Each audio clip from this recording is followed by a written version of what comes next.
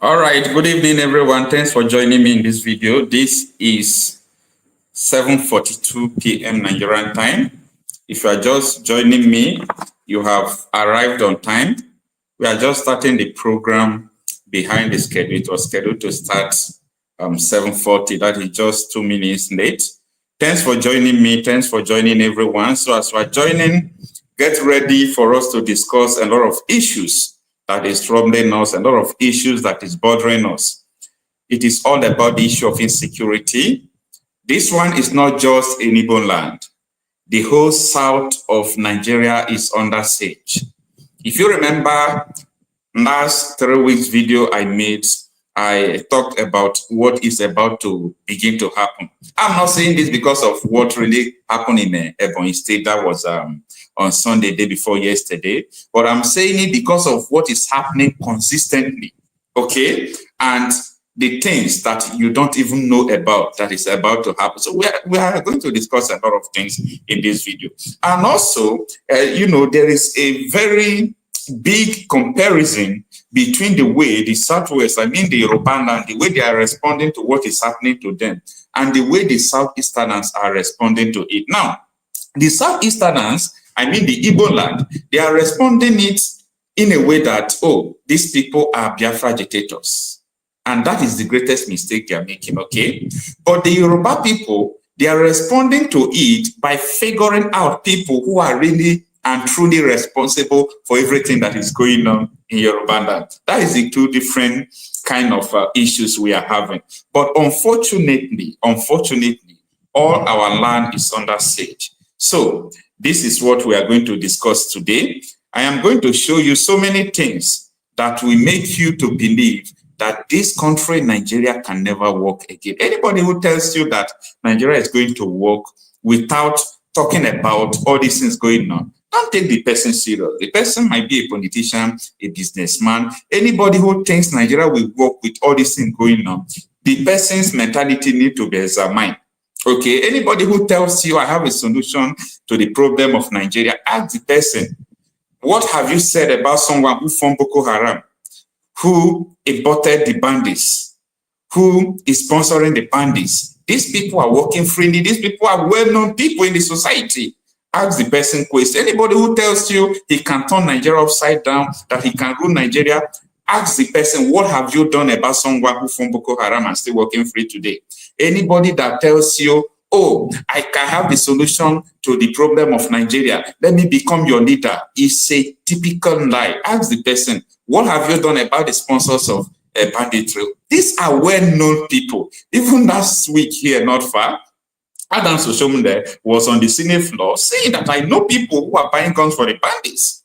He says so. These are well-known facts. The whole senators, including me, myself, we know who imported all these Bororo Fulanis. We know them. Buhari masterminded it and used his men to import them. They armed them. These are well-known facts in the public domain. So if anybody is trying to tell you that I can rule Nigeria, I can make Nigeria to be great, ask the person, what have you done about someone who imported Boko Haram, who imported Fulani herdsmen? Have you ever called the person out? Have you ever called for the arrest of the person? So if there is anyone telling you that Nigeria will get better, ask the person question, because I am about to tell you the reason why Nigeria will never be great. Nigeria can never be one. Nigeria can never succeed. I am not wishing it bad, but I'm trying to tell you the fact, what is happening. I'm trying to tell you this is this, this is that. We're going to unravel so many truths that you don't know before. If you still doubt what I am saying, let's begin with this, okay? Later, we are going to come to what is happening in the southeast. You know, the Igbo land is more dangerous now. Okay, the reason why it is more dangerous is because the politicians seems to be supporting people who are carrying out all these acts. Okay, I'm going to, tell you the whole stories of what is going on in Igbo land. So before now, let us just go back to what is happening in the southwest, what the head of Amotekun said. So we are going to destroy the hidden facts that these people are using to make you to believe that their agenda is not real, that it is fake, okay? Now, if you are just joining me, please, my fan is on. I don't know whether the noise is disturbing the broadcast. So please let me know if the sound is well. Just type in the sound is okay, or just type is okay, so that if I am to off the fan, so that I can off the fan. But if the sound is okay, that you can hear me very well, just type I can hear you, okay? So let's go ahead with what we are doing today.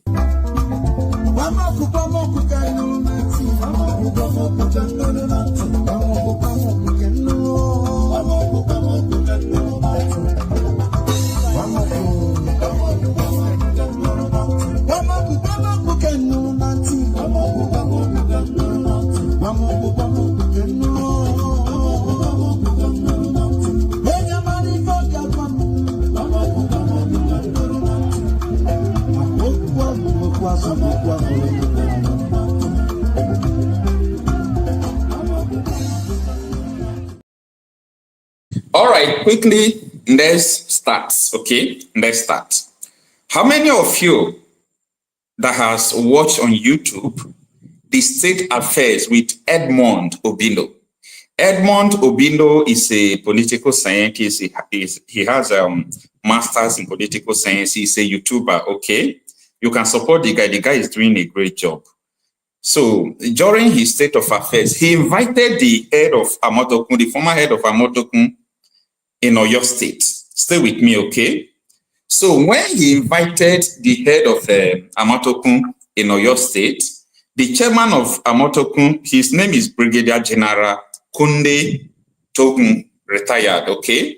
Brigadier General Kunde Togun, the man has been retired from the Nigerian military. He was heading the Oyo State Amotekun. The man just scattered everything. The man just come out to reveal the whole plans of the Fulanis in Yoruba land. So that is where I want us to start. We are going to come to tell you what is going on in the southeast, okay? But let us hear from what this man is saying, because we have a lot of things to take from what he said, okay? Who are the people doing the kidnapping? Who are the people? They refer to them as bandits. Who are the people carrying out the banditry? Are they in our forest around here? The entire Yoruba land is occupied by them. As we are talking now? As I'm talking to you. You, until recently, was the chair of Amotekun in Oyo State, right? Yeah, for some time. For some time. So what can you say about security around Oyo State and Amotekun? Until I left, the security was still not okay. There's the influx of these Fulani herdsmen, and I was shouting.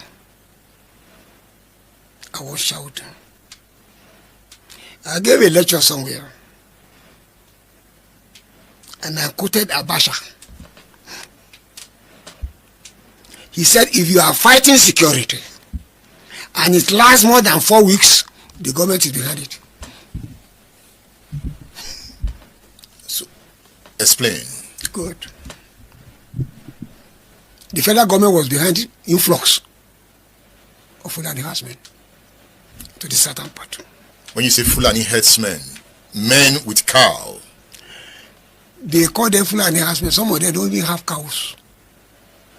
But they were coming fully armed. Fully armed. AK-47. And you said Buhari government was involved. Wait. That time, everybody was complaining. That time, federal government announced that everybody should submit their weapons to the police. Now, people were complaining that time. I'm saying this thing. There was a meeting in Kanu. They said they are Fulani National Movement. In their communique that time, this is about 5-6 years ago, that Allah has given them the land of Nigeria as inheritance. And that they have told all Fulani in West Africa, Sub-Region and Central Africa to start coming to Nigeria, to come and take over what Allah has given them as inheritance. That's the land of Nigeria. And that when they are coming, they should come fully armed. That's the only language Nigerians understand. Violence. It is their communication. All that time, people were shouting. Yeah, but I didn't say a word. But when people challenge him once, why are these people who carry AK? He said they are using it to protect their cows. Was it true? Of course, very, very false. Now, General Buhari, I know he has a very close relationship with the Bishop of Canterbury.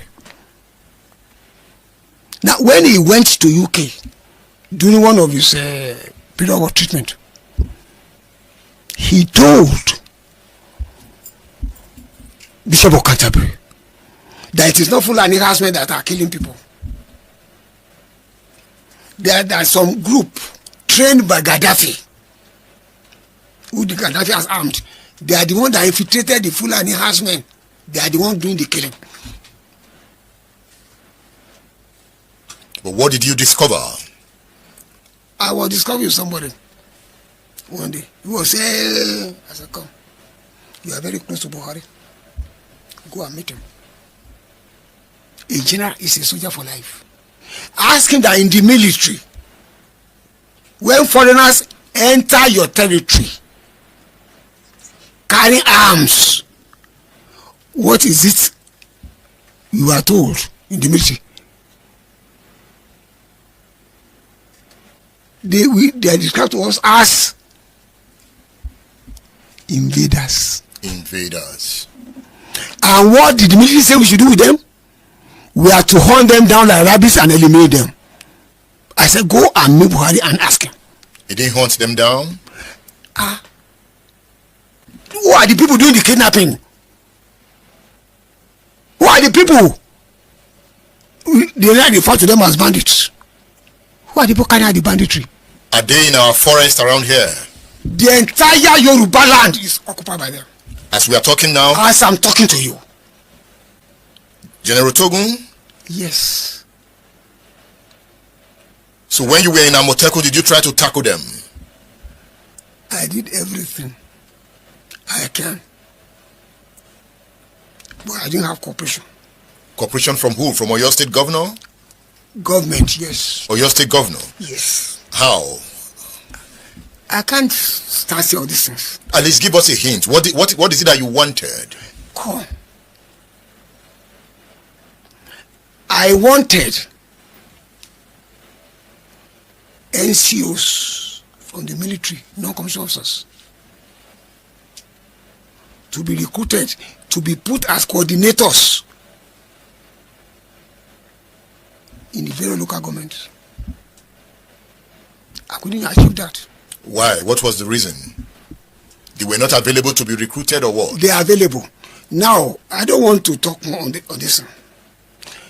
I said they are supposed to be zonal commanders And I wanted retired combatant officers of the rank of captain or major to be zonal commanders of Amotekun in various zones. You didn't achieve that? I didn't achieve it. I don't want to delve much in that area. But are we under threat in the southwest? We are still there. The governor the other said that bandits were about 2 kilometers away from where he had his body. But that is, you know, the entire Ibarapa, the entire Okocha, they are saturated. Wait. With these people. They are in the forest. They are with guns. Of course. What do they want? They have said it. That Allah has given them the land of Nigeria as their inheritance. That's why they were. They are camped in the forest? They are all over. You just came from Shaki? Yeah. You came, but you still live in Shaki? I live there. So why are you still there if they are all over? They can't come and attack me. They are not coming out of the forest? They are coming out and kidnapping people and taking ransom. Is there anything we can do? Is there anything we can do as a people? What do we do? You are a retired military officer. You've operated within Amotekun. What do we do? The only thing is that the government, even up to federal level, should look for people who will tell them the truth and they will follow the truth. What is the truth? The truth is that there's a Wow, that is from Brigadier General Kunde Togun. Brigadier General Kunde Togun. He's a retired Nigerian army officer, as you know. The man was the head of Amotekun in Oyo State. The man is spitting out fire. Now, I want us to analyze. We have a lot of things to discuss today, okay? I want us to analyze what this man said. Number one, he said 6 years ago. I'm trying to analyze what this man said because it's not everybody that will listen to someone and understand what the man is saying. He said 6 years ago, the Fulanese met in Kanu. I am quoting Brigadier General Kunde Togun now. The Fulanese met in Kanu and they said that the whole Fulanese in Sub-Saharan Africa, West Africa should come down and march down to Nigeria. That Allah has given them Nigeria as their inheritance. Let me repeat that, okay? They met in Kano 6 years ago, according to Brigadier General Kunde Togun.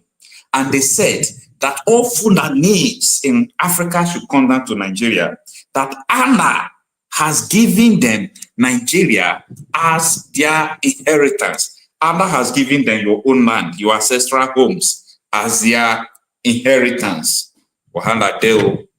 Now, the second thing this man said is that when these people were coming, the federal government, they carried out two things. You remember that time Buhari said free visa for everybody, let them come into the country, let everybody come. You understand? Now, the two things that they do after the visa free, Buhari ordered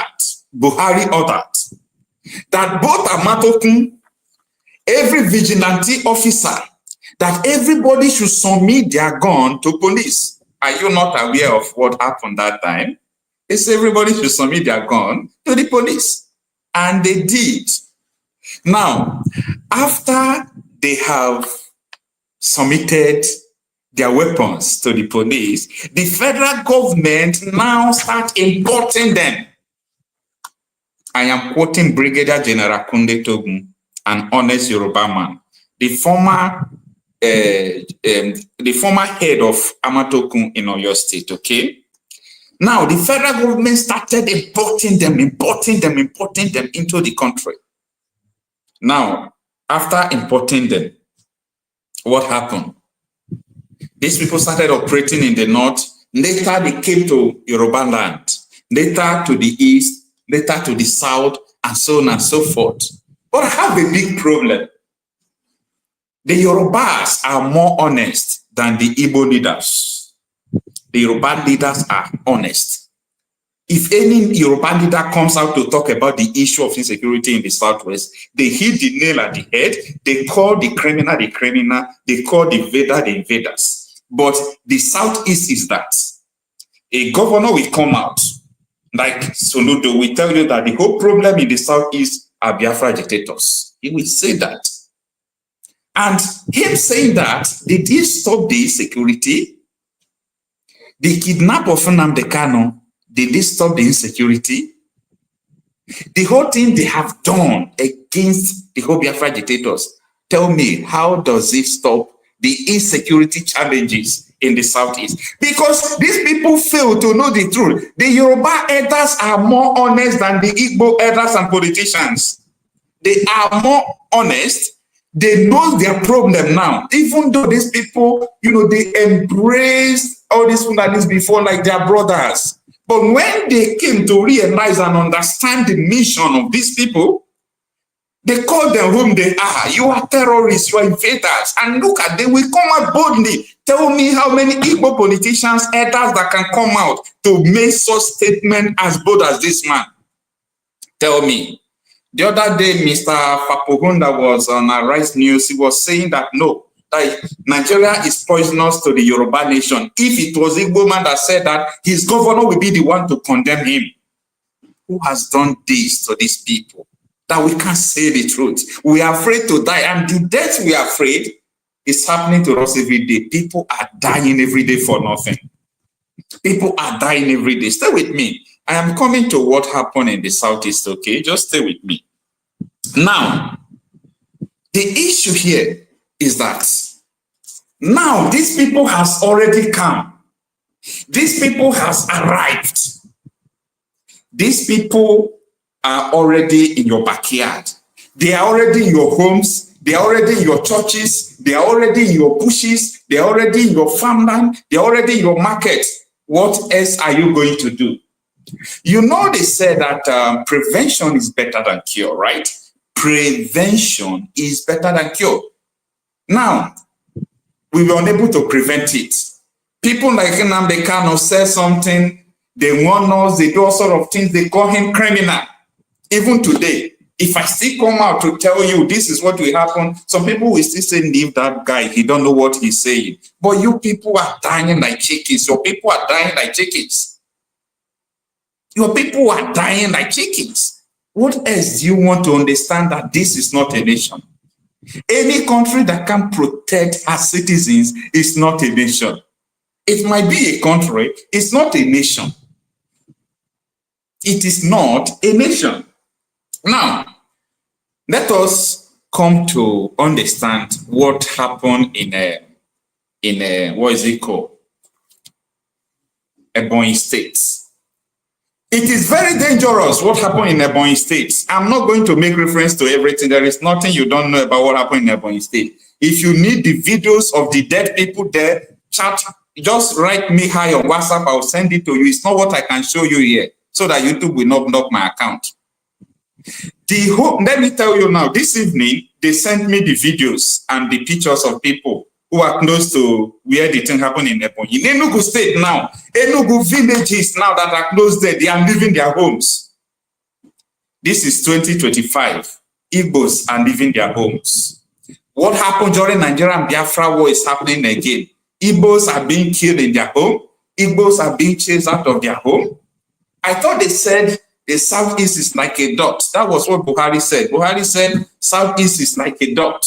A dot. Okay, they don't have land, they don't have population. It's like a dot. So why can't you stay in your own land that is not a dot and rear your cattle and do everything you want to do? Now, this is the problem. The governor of Ebonyi State, Francis Nwifuru, Francis this evening made a statement. I have been waiting for the statement of the governor because I know that the governor is going to fuck up. Okay? Francis Nwifuru said, Ebonyi State people should not revenge. You know what that means? Do not arm yourself. when the self-defense becomes a crime, when I tell you people that in this world there is no law, that where no bandits are, there is no law. Interest, only interest exists. The deputy governor of Ebonyi State, that woman, on Saturday morning, she took the military, she took the policemen. Now they went to that community. That community already received threats from the Fulanis that they are coming to raise down their community. They have already received the threats. Then what do? These people, I was told that these people started preparing and arming themselves. That if this Fulani comes, we will march to them, we will march with them, violence to violence. We will prepare for them. But what happened? When this deputy governor of Ebonyi State, you people should listen, deputy governor of Ebonyi State came with the military and police and told the whole community, everybody should calm down, no more war. We have resolved the whole issue. Don't run away from your homes. Stay in your homes. Everything is okay. They left. They told me that 1 hour 40 minutes, the military, the police, and the deputy governor left. What they saw was the inflows of the Fulani herdsmen with AK-47, with bombs, with all kinds of ammunition. They started burning down houses, shooting people, killing people. It lasted from 9:30 a.m. down to 4 o'clock. They were there 6 hours, 30 minutes. The people that left 1 hour ago could not come. Then after about the 6 hours, they said the Fulani herdsmen have finished raising down the whole community. They left. When they left, the police, the soldiers, they came. They told them, sorry, we heard what happened. We are sorry for the loss. Now they started looking for dead bodies to carry. Now, I was watching the video where they were carrying dead bodies. The police was there watching the dead bodies. The police, they were there watching the dead bodies. They did not go after the Fulanis that came to kill the people in the ancestral land. They did not go after the Fulanis that came to kill people in the ancestral land, but they were guiding dead bodies. They were guiding dead bodies. So they did not go after the people who came to kill them. I was watching what was happening. It was like, wait, is this Igbo land? Is this Nigeria? Is this thing happening today? I was watching all those pictures, videos of, look at, in today's world, this is the way the Fulanis are turning Igbo land to. And the deputy governor came to tell them not to leave their homes. And they refused to leave their homes. This is what they meant. And up to today, an arrest has never been made. No arrest against people who carried out this act. No arrest. I mean no arrest. The governor told them, only thing the governor said is, do not retaliate. Do not retaliate on someone who came into your ancestral land, to kill you. They ask you not to retaliate. This is unacceptable.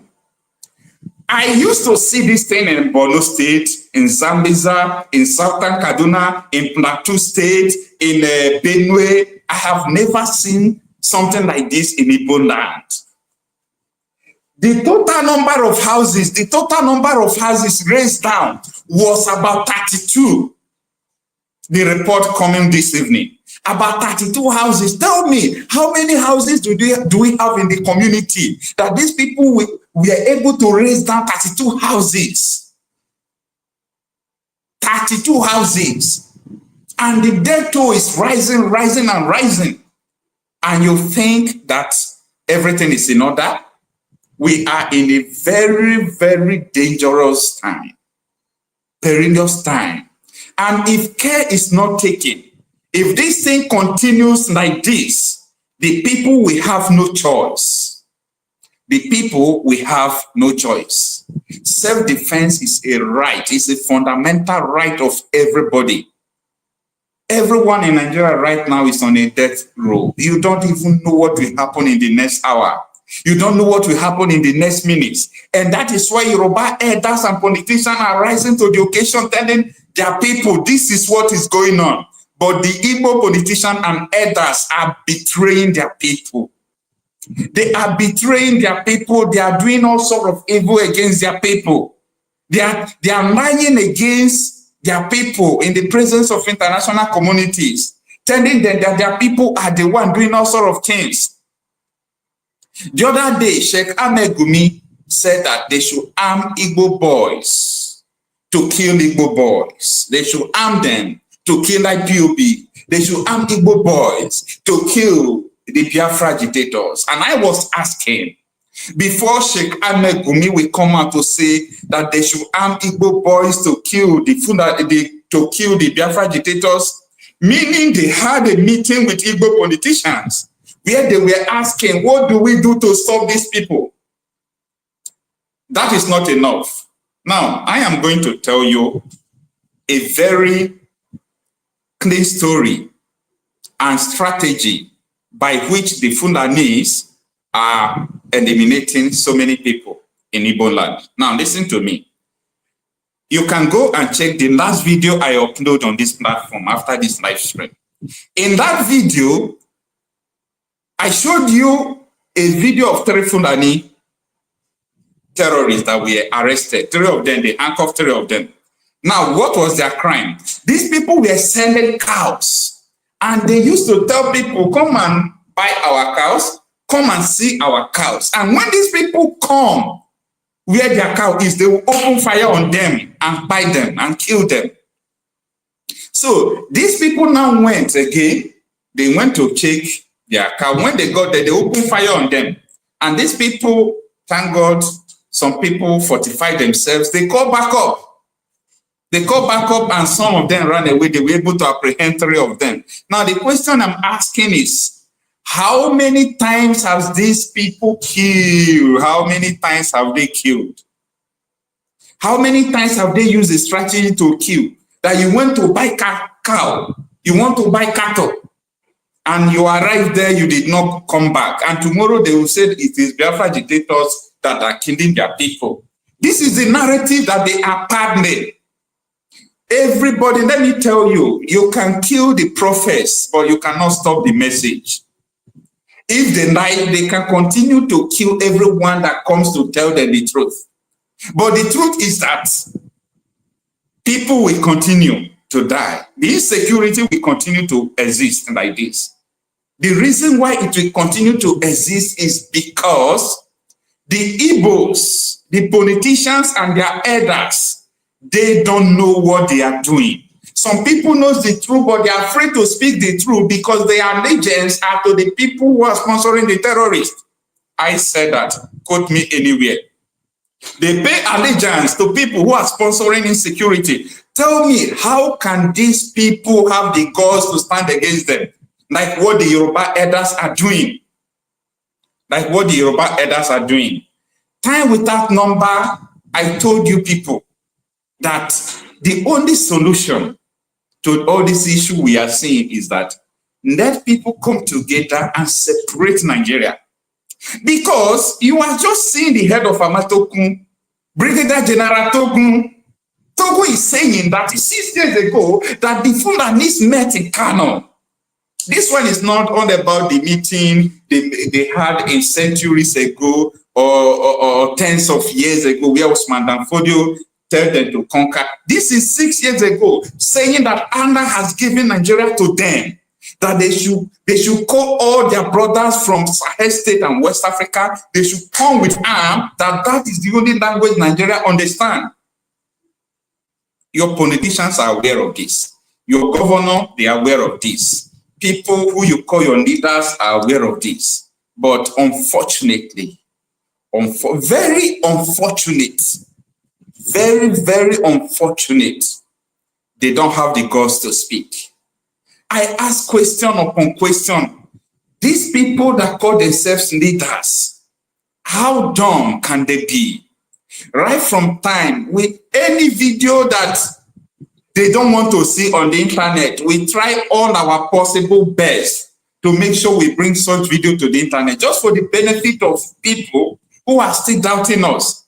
Do you remember now? Let me tell you, anybody at all they have arrested that is associated to bandits, I have never seen when they are trying them. They have never tried them. I have never seen, I need a proof. I have never seen where they are trying anybody that is associated to terrorism, bandits, all these people they imported. They don't try them in Nigeria court. Now, there was a time the Commissioner of Police in Zamfara State made this statement. We can say now banditry is an industry in Zamfara State. Last month, we arrested a member of the State House of Assembly in banditry here in Zamfara State. We arrested a district head.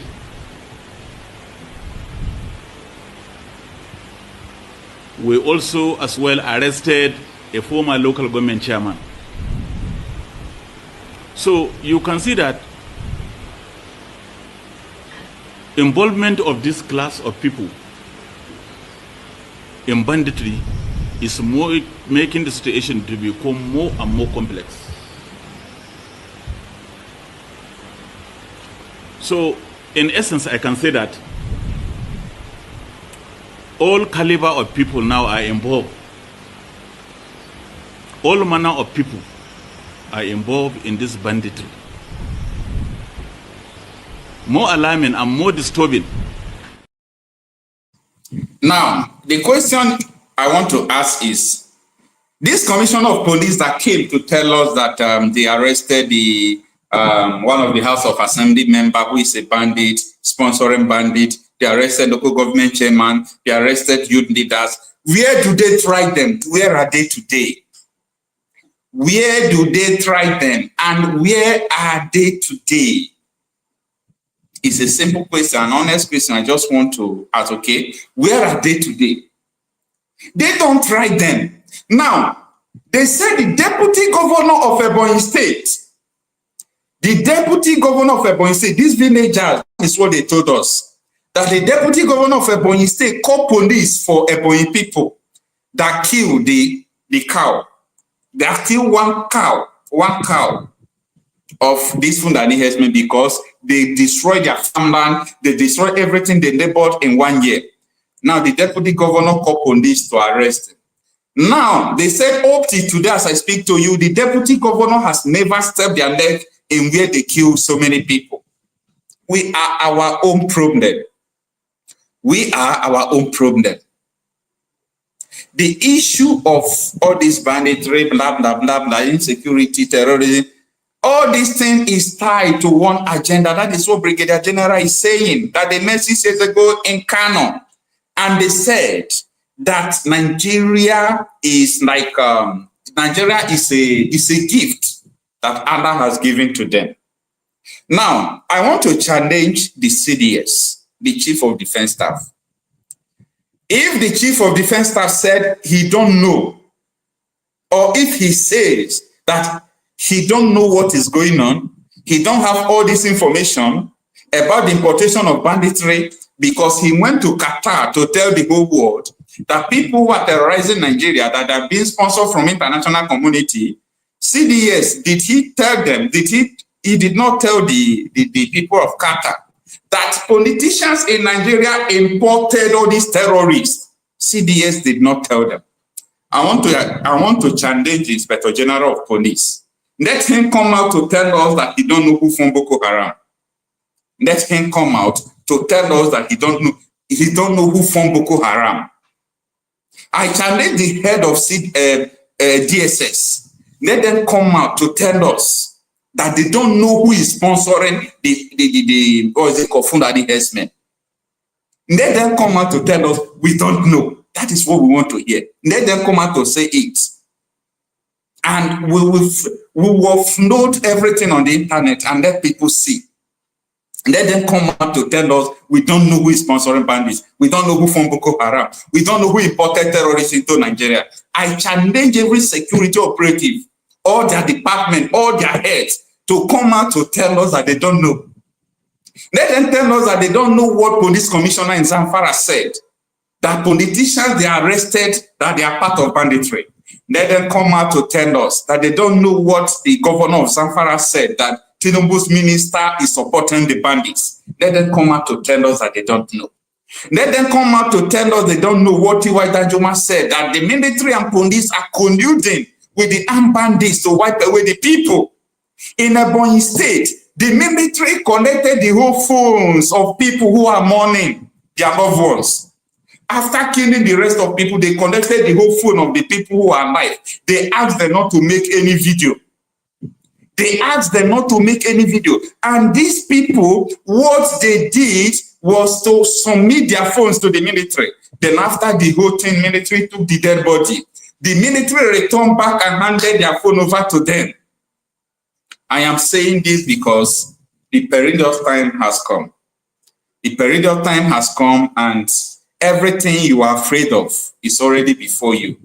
Those people who said they don't need war again, no, they don't need civil war again, no. What is more than civil war? Someone destroyed, within 6 hours, they destroyed 30 houses during Nigerian Biafra war. Nigerian military, they were unable to destroy 30 houses in 6 hours. They were unable. The war lasted for 3 years, almost 3 years. How many houses do they destroy? That in 6 hours, people destroy 30 houses. And you say we are afraid though, we don't want war like Biafra. But your people are already dying like chickens. It is time for us to remove fear and call the spade a spade. And that is why I'm telling you, the Yoruba land will be able to solve the insecurity challenges in Yoruba land because they are not afraid to call the spade a spade. They are not afraid to take the bull by the horn. Look at their politicians. Look at the stance of the whole retired military general. Look at the stance of the Amotekun heads. Look at the stance of their politician now. They are just facing what is facing them. But Igbo politicians, they are here and they are trying to be politically correct. Look at someone like Soludo will come out. We only say the problem we are having are the criminal elements who are saying they are agitating for Biafra. That is just what they are saying. Now, the 3 people they arrested who are calling Igbos inside the bush, killing them in the bush, who are they? Who are they? It is time for us to think. The evil that men do will always come ahead of them. Anything you do because of political position, anything you do because you have an office, because let me tell you, it is going to come back against you because you are doing it against your people. Someone cannot be greater than the land that he or she was born. You cannot be greater than your land. All these politicians who are monitoring, supervising, and supporting the killings against their people, the day of reckoning is coming fast. Because the people cannot continue to die and fold their hands. I was watching one of the brother of the slain man. He was watching his brother like, he's like someone who is running mad already. Can you stop that man not to carry a weapon and face anybody he wants to face tomorrow?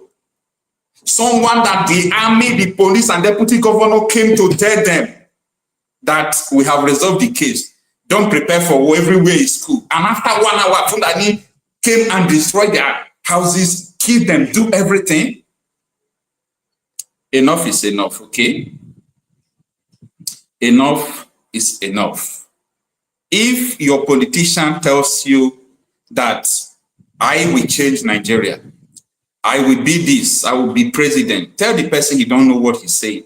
Because as far as I'm concerned, I have not seen anybody who is coming out that want to lead, that is facing the problem. Nobody, they're afraid to talk. They want to be puppets. They want to be pushed. They want to be controlled. This is what we know. They said we should not talk. They said we don't know what we are talking about. But we tell them we have evidence of what we are talking about. This is 2025. Nigerian military asked them not to video what is happening, not to video their houses that are burning, not to video people who are dying. Nigerian military took their phone. They want to seize the evidence. They don't want the international community to see it. Unfortunately, the international community already got the report. They knew what happened even before the other people, even before the state governor got the file. The international community, they got it. What are we doing again? What are we doing on the internet again? We must tell the world what is going on. We must tell the world the truth. This is not happening in Igbo land alone. I told you. It's happening in Yoruba land, but they are trying their possible best to contain it there. But Igbos don't still know their problem. They are fighting the Biafra agitators. When it comes to where Nigeria calls South, okay? When it comes to the South, we are already under siege. Every now and then, fight, killing everywhere. And some people are still talking about 2027. Shame unto you. I don't know the adjective I will use to qualify the state of your brain. You are still talking about the future of Nigeria. You are still talking about this, talking about that. Do you have future? You don't have future. The people that died on Sunday that they came to kill, those people, they were preparing for their future. Some of them were preparing to travel to Canada. Some of them were wearing the not choosing, what is it called? All those reflecting gown that the not choosing used to wear. I am the choosing. They wore it. They were going to church. So everybody were thinking future, but they call them short. Be careful. Be careful with your politicians. I am not inciting you with your politicians, but I'm telling you that the politicians that you have are the reason why they are killing you. Because they never said anything about this. They are afraid to talk. They are afraid to come against it. The people have the ability to contain everything that is going on. The people have the ability to contain what is going on. If they allow the people to carry on, everything that is happening will end. Is it not AK-47 to AK-47, bomb to bomb? That is just it. But would they allow you to do that? No. I just told you that the dead bodies were lying on the ground and the police were guiding the dead body. They refused to chase people who came to kill them. They refused to chase the body. If you are part of the people I've sent the videos to, watch the video well. The policemen are there covering their face and nose. They are back watching people there, watching the dead bodies. But they refuse to go after the bandits who came to kill them. They refuse to go after the terrorists who came to kill them. Nigeria can never work again. A country that kills our people cannot work. The government has failed. And this government of APC are the one who make sure that all this insecurity are moving. All this insecurity are spreading. They may call them Nakurawa, bandits or terrorists, Boko Haram, SWAP, they are one with one mission. Nakurawa came. They said, our mission is to send the message of Allah. Everyone who do not believe with us will kill them. Boko Haram came, they said Western education is sane. That Islamic education is only the right way. That is what they want. ISWAP came, the same thing. Nakurawa went to the extent of giving everybody 1 million. Just agree with our message. We give you 1 million. All right. I think at this moment, I am going to open my lines. I am having a very bad technical issue because I am supposed to bring people to life, but I am having a very, very bad technical issue. I tried to bring Mr. John Pape. The thing is declining. I don't really know. If I accept it, it will decline. If I accept it, it will decline. So I don't really know what to do again, but I think we are going to use calls first of all. Let's use calls. Let's start responding to calls. So if we get it well, we'll bring people to life. Stay with me.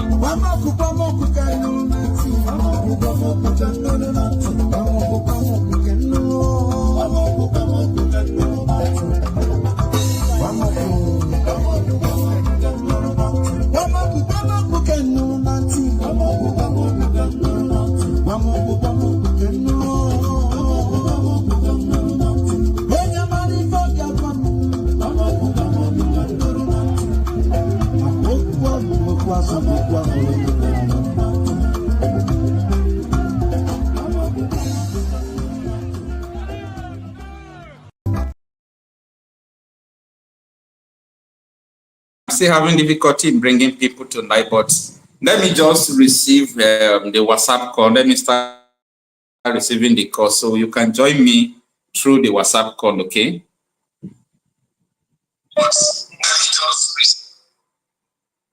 Hello? Hello? Yeah. Yeah, Mr. Okocha, how are you? Good evening, ma'am. Fine. Thanks for joining us. Thank you. This is a message of security message. Whoever has de-elected him is gotten to a level where the crusaders, the people that are screaming out loud, at some point, some days you just want to, ask, is anybody listening? And you see the same people coming out every day. I want to hear new people. I want to hear people coming out. It does not matter whether it makes sense or not, but people need to come screaming. Yeah. Thank you for all you do. Thank you for standing for humanity and not for money. Because this is everything you said, all the Southeast politicians. I talk about the people. I talk about what I know. I try to stay on what I know. The last, not up to 2 years, I began to research and ask myself, what exactly is going on? What is this thing? And all you said today is the truth.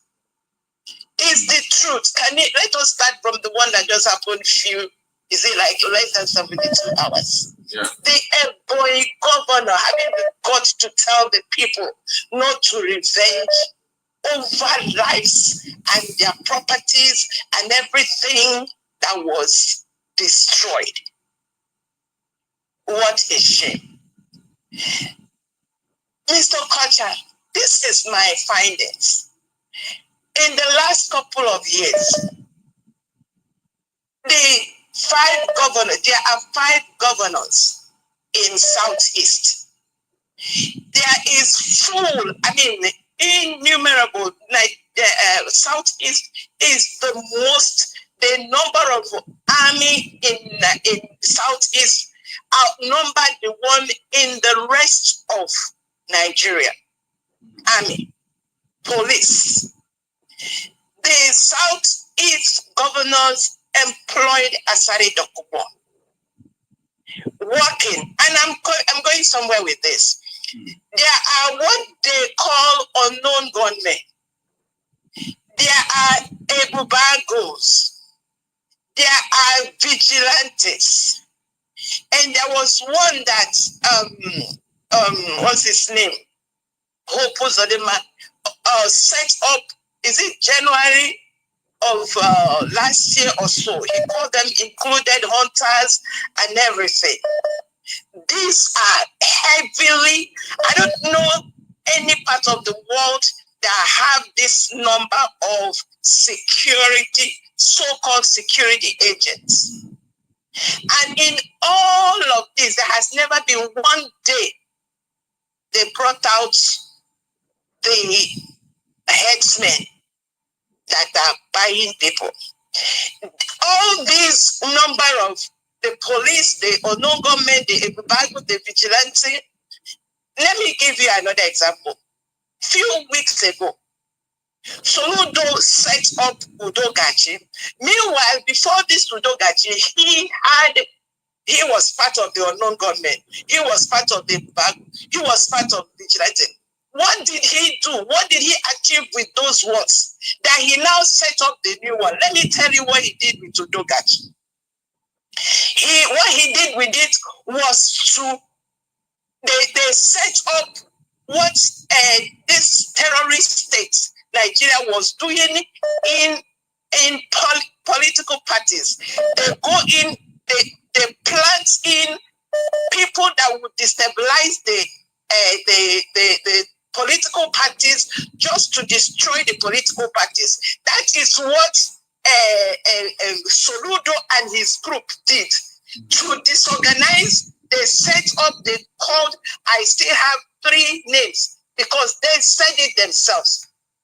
They said it with their own mouth. I will send you clips of what I heard Dr. Chidi say less than 24 hours after Simon Ekpa was apprehended. He came Burago with his own mouth, said he called, I don't know, there was a Butuzo, and he told that Butuzo that he has apprehended a Zuma and that Zuma is a tiger base, and that he is going after that all those that are boys, that they are picking them one by one and putting them in tiger base. Anybody that knows tiger base in Imo State knows that people that go there, they don't find them, they disappear. Yeah. This is what is going on. Now, these people, all of this, look at this heavy, all of them they set them up against the Igbo Southeast, destroying the life of the young ones. They target the youth, the young boys. What I'm asking these politicians, because what they are collecting is blood money. Anything they are paid, because they are aware of all of this. They are aware. One day, a woman was traveling, and what happened was she identified that child as one of her students. They stopped a bus. Omi, you have 1 minute left too. And picked up that child. She asked them, the police, where are you taking him to? They said they found something in his way. He said, this is my student. I don't want him to take him anywhere. That was how that child did not disappear. This is what goes on in that place called Southeast. It is a shame. Very shameful thing. Marcel Nnamdi Kanu is still in dungeon, and these Southeast politicians are watching the serial elimination and genocide that is going on every day. It is a shame. There is going to be a solution, anyhow. Definitely they will.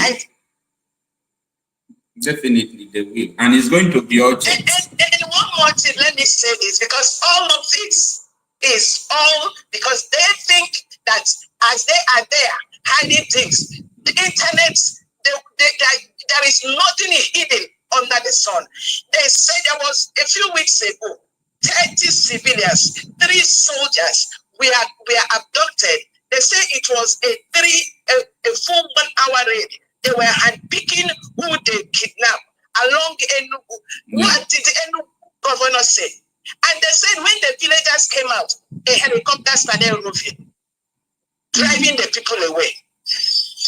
This somehow this is gonna stop. I don't know how, but it must stop. It will. Because it is all over the place. Everybody knows what is going on. We must keep screaming until something gives. I rest it there. Thank you. All right. Thank you so much, Mami. Thank you so much. All right. Let's have another caller. And please, you can turn off your YouTube channel there so that we can hear from you. Yeah, Mr. Marcel, can you hear me? Yeah, I can hear you now. Good evening. Thanks for joining us. Okay, I've changed my position. Can you hear me now? Yeah, I can hear you. Please tell us your name and where you are calling from. Yeah, my name is Nnamdi Igbo. Thanks for joining us.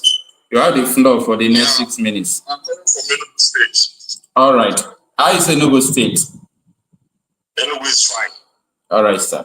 Though we still have the issues about insecurity and many other economic challenges that people are facing.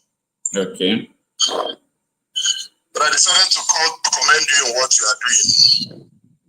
Thank you so much. And because many times I noticed that the challenge that most of us have is that in spite of the knowledge we have acquired or have access to, there is no way we have made the relevant knowledge to be common to the ordinary man in the streets. And that resulted to a lot of confusion and avoidable problems being inflicted on our people. We have allies that fail to talk to their people on what the issues are on ground. And also we have allies that fail to speak on behalf of their people. So we have been coward. So for all the crisis that is happening in Nigeria, you can see that it's a shame that the Igbo political elites fail to speak on behalf of the Igbo people.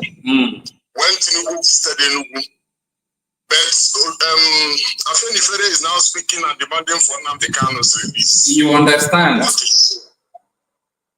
What a shame.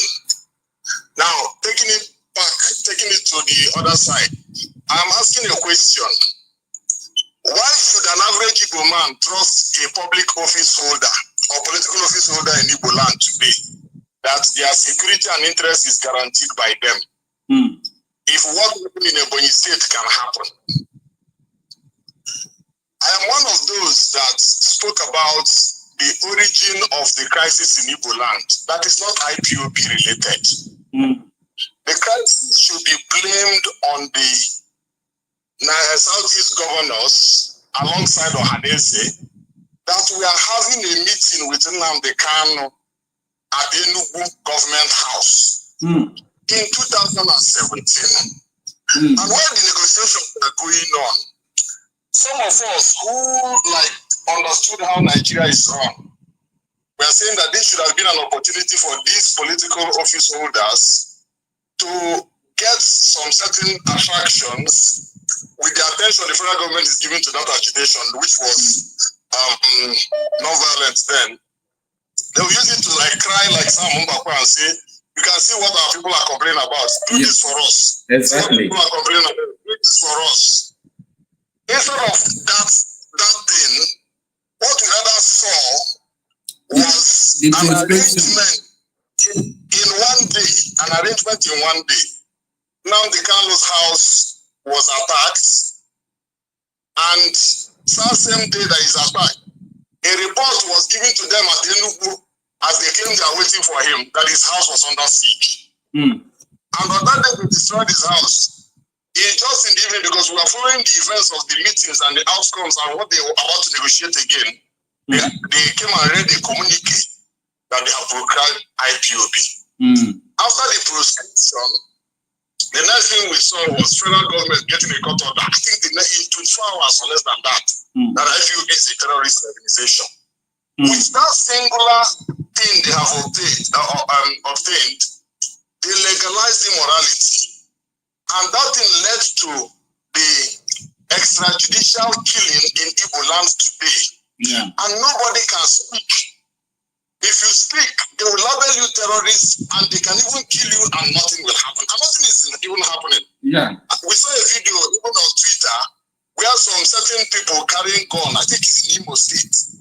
They saw a young man going to fetch water. They stopped him, say he's one of them. He said, I'm going to fetch water. I'm not them. They say, look at him, he's a shooter. They picked the bullet from the ground. I see it's one that dropped the bullet. They flogged him there. They were videoing all these things. They flogged him there. Who is about Biafra? This. And they shot him there. And the video is circulating. No governor has spoken. No House of Reps member has spoken. No Igbo political office holder has spoken. So are they now complicit in the crisis and the terror, what do I call it?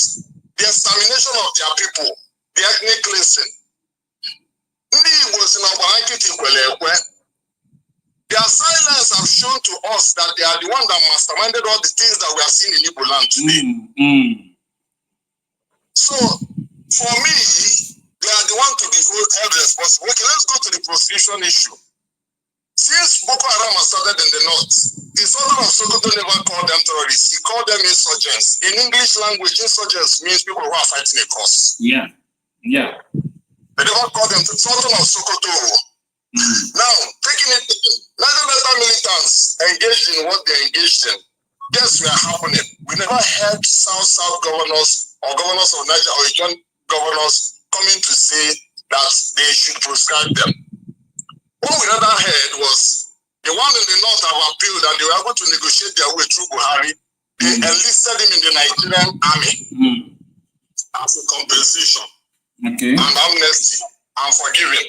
And the army spokesman then said that they have the right to become the first person in Nigeria as president. Fine. Now the United States militants, they got amnesty. If we need peace in Igbo land today, what we need to do is one, the Southeast governors want the Igbo people to be free. Because there was even a man that has a case of kidnap. That they shot him and he survived the killing, and he started seeking justice. I noticed that one of the person who shot him or killed him, when he followed the investigation, sponsoring it himself, putting his own millions, because he was thinking it was his relatives that planned the thing against him. You know, this was a northerner. And the police along the line threatened him that if he carry this thing further, he will brand him an IPOB member and he will kill him and nothing will happen. That is how endangered the Igbo man is in Nigeria today. And nobody is speaking. If we really want to solve the problem, every Igbo man that is literate enough should start speaking and saying that we should demand that IPOB should be deproscribed and that every Southeast Igbo, not Southeast, Igbo political office holder should speak to the president to stop the carnage going on in Igbo land by removing that legal immorality called proscription of IPOB and give a marching order to every army officer not to kill any Igbo man anymore because of that. Because when we remove that, the Igbo man is safe. That is what. Then the man who is now safe will now speak for justice. Because even if you come to talk about the issues that are happening in Kaleha, somebody can easily call you that you are one of them, and you'll be killed because your name is Obi. All right. We have exhausted your time, sir. And my brother, when I have enough time, I'll talk again. Let other people speak. Thank you. All right. Thank you so much. Thank you so much. Let's have another contact.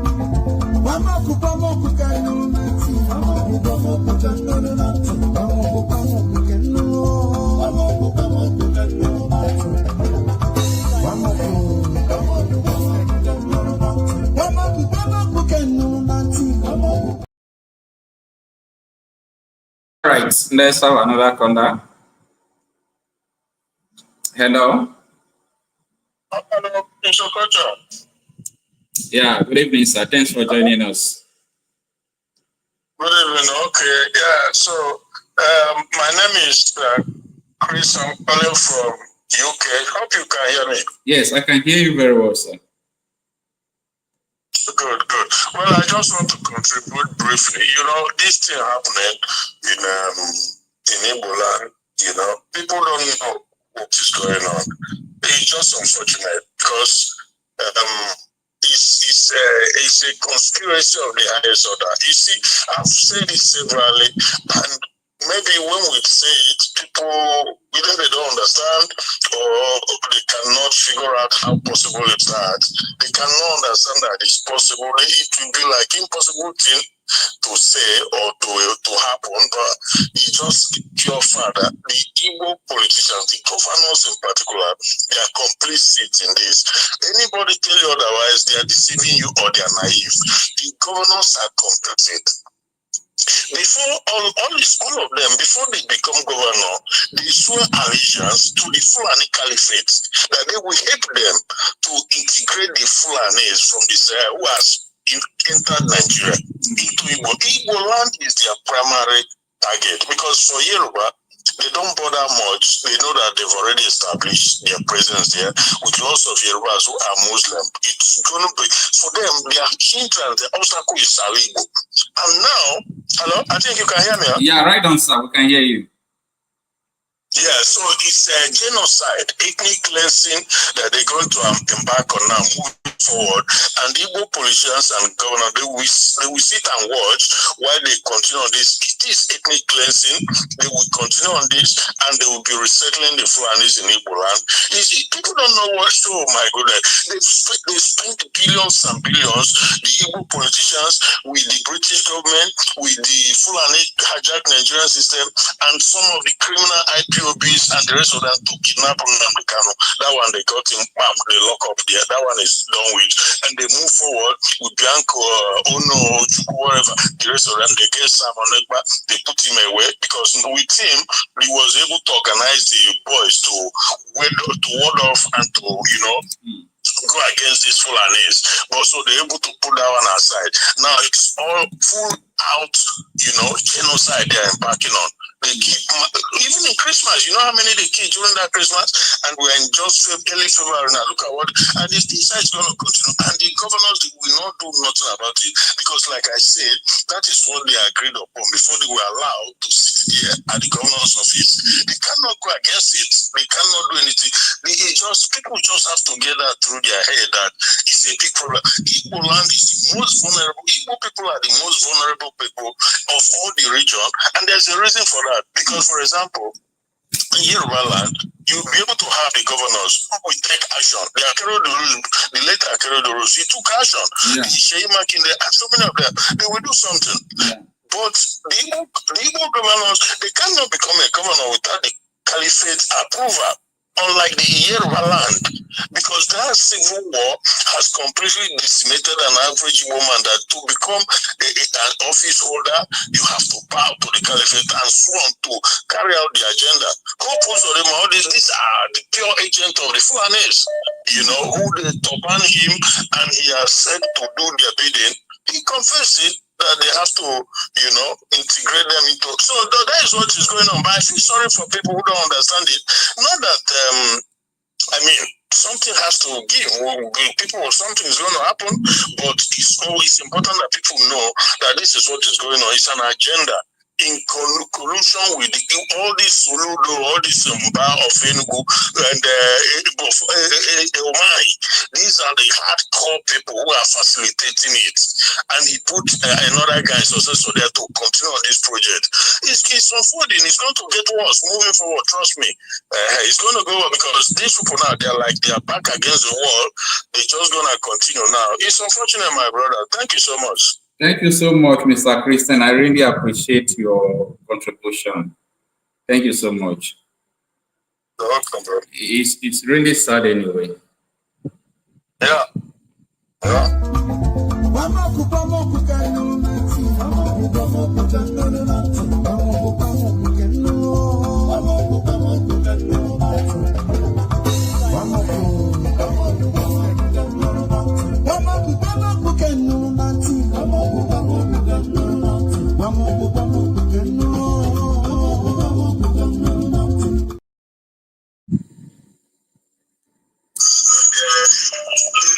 And also, Mr. John Pape, please, you can off the YouTube over there so that we can hear from you. And also,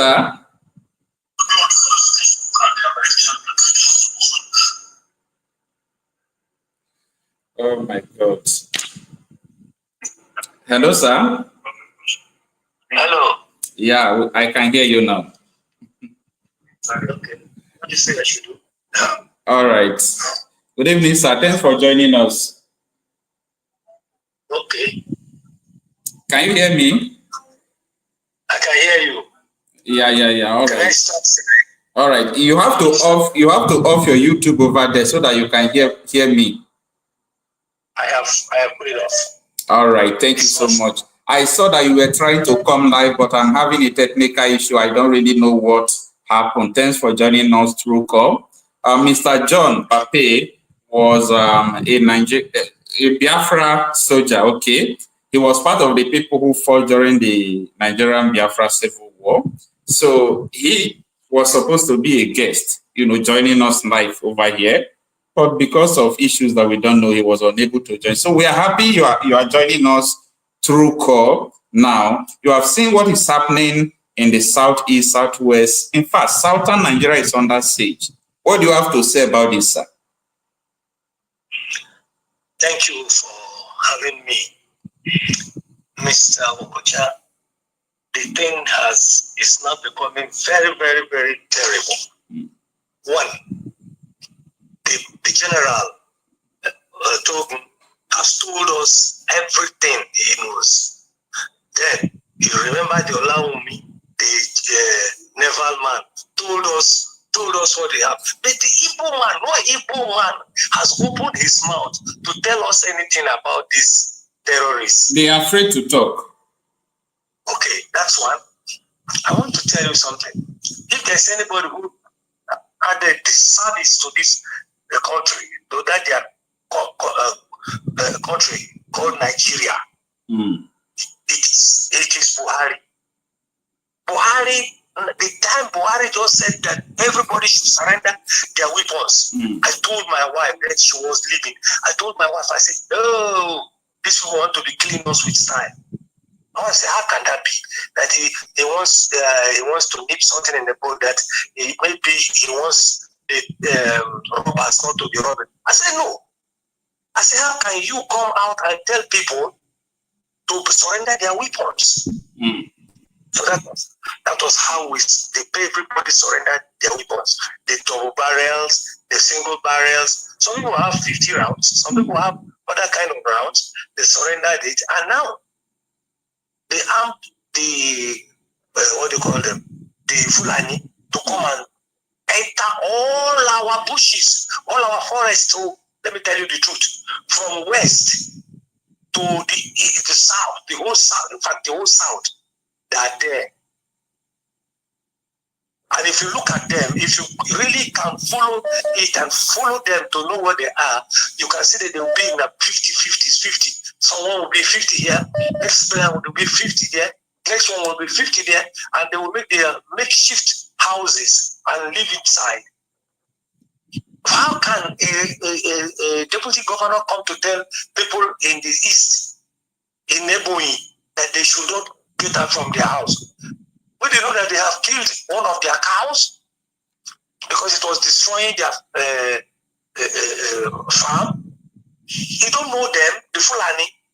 The Fulani takes his cow more than a human being, more than any Southerner. Now, when you see that happen and you heard that they are coming, the best thing they would have done was to leave our people to get out of that place and go to another village. So when they come in, they will just burn houses and go away. Then the soldiers who came to tell them anything about it really knew, and the police really knew that they were coming to kill our people. If not, they would have laid ambush for them as they come in. They killed them. Then, they surrendered them, and now they will get all their weapons. All right. What do we do at this moment? Now, what our people can do now is what I want to let you know. If I want to speak in Igbo language, because I don't want other people to know this secret that I want to reveal. Can I speak in Igbo language?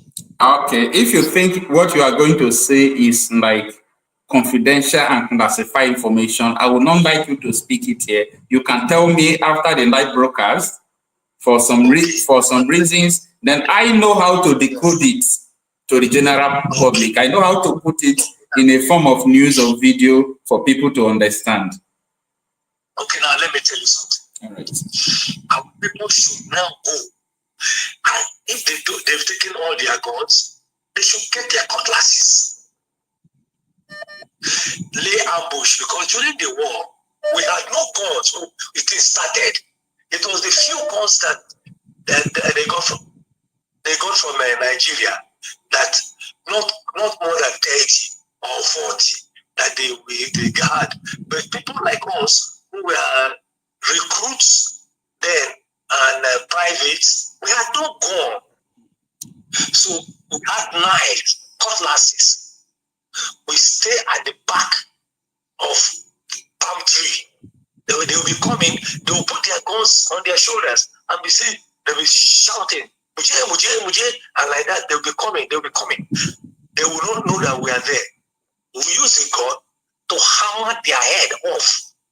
Then you will pick the gun. That was how we started having guns, rifles from them. Seriously? Yes, that is how we started. If our people in that part of the village where they came had only 5 weapons, just 5. But you knew what happened. The deputy governor, some police, and some military, according to the villagers' report, they came 1 hour before this incident and told them that they should forget about everything, that the camp has returned, that the threat is of no value, that they have met with the Fulanis, that there is no threat anymore. And after 1 hour, they unleashed mayhem on them. Don't you think that was a deception? It's deception. When they knew really that they know the place where the Fulanis are, because they went to talk to them there, why not follow them up when they killed people? They were guiding the dead bodies and staying with the community people who are mourning. Jesus Christ. Why did they look? If one cow falls, the Fulani can kill more than 1,000 men who are not their people. So when that cow fell, what they would have done was to pick all their family, pack them away, and leave some men, and leave some young men, people even from age 60 to age 16, leave them there. For how long are we going to continue to run away from our ancestral land? For how long? No, what I'm saying, they would have taken the women and the children away while the men stay there to lay ambush for them. You will not be in the house. You'll be around, you know where they'll come from, because they don't come from all the bush. They have road where they pass. So you will wait in the bush, lay ambush for them. Okay. Then when they come into that ambush, you release the weapon, the bullets. It will kill some of them. They will run because nobody wants to die. You will pick the rifles from the ones that are dead, and then follow them. You don't have to leave them. Follow them till you get to where they are. If they have come with machines like they used to call Okada, they come with Okada. So you don't follow them because they will run. But if they don't come with Okada, follow them until you get to where they are. You know, they will not know that you are following them. As they get in, as they get to where they are, because I know them, they will be feeling happy. They will leave their weapons, go and leave their weapons and start eating and drinking their Friday or drinking their water or doing everything. So what our people will do then is to unleash on them. Take the little weapons that you have, like 5, shoot them, and then other people will pack the other weapons and they'll follow them. That is how it is. You don't leave the Fulani man. You follow him to the end. Why did our people, our governors allow them, that they say they should go? Why did they allow them to keep their cattle in our forest? That was when they would have sent all the right from the whole south. They said they would take their this thing to go. They didn't tell them, they left them. They left them. If they had asked them to go, because the Kanu governor gave them land that they should bring all their cows there. Drive all of them to go. Now, solution. The solution now, I want to give a solution. The governors themselves should now make all these buses, long buses, and come and ask the Fulani people to come out. They enter the buses. Are you talking about the governors that are protecting them? Are big governors that are sponsoring them? Okay, don't you know what you do to the governors? It's to buy the governors now. It's to buy the governors now. You see, okay, no good possible like that.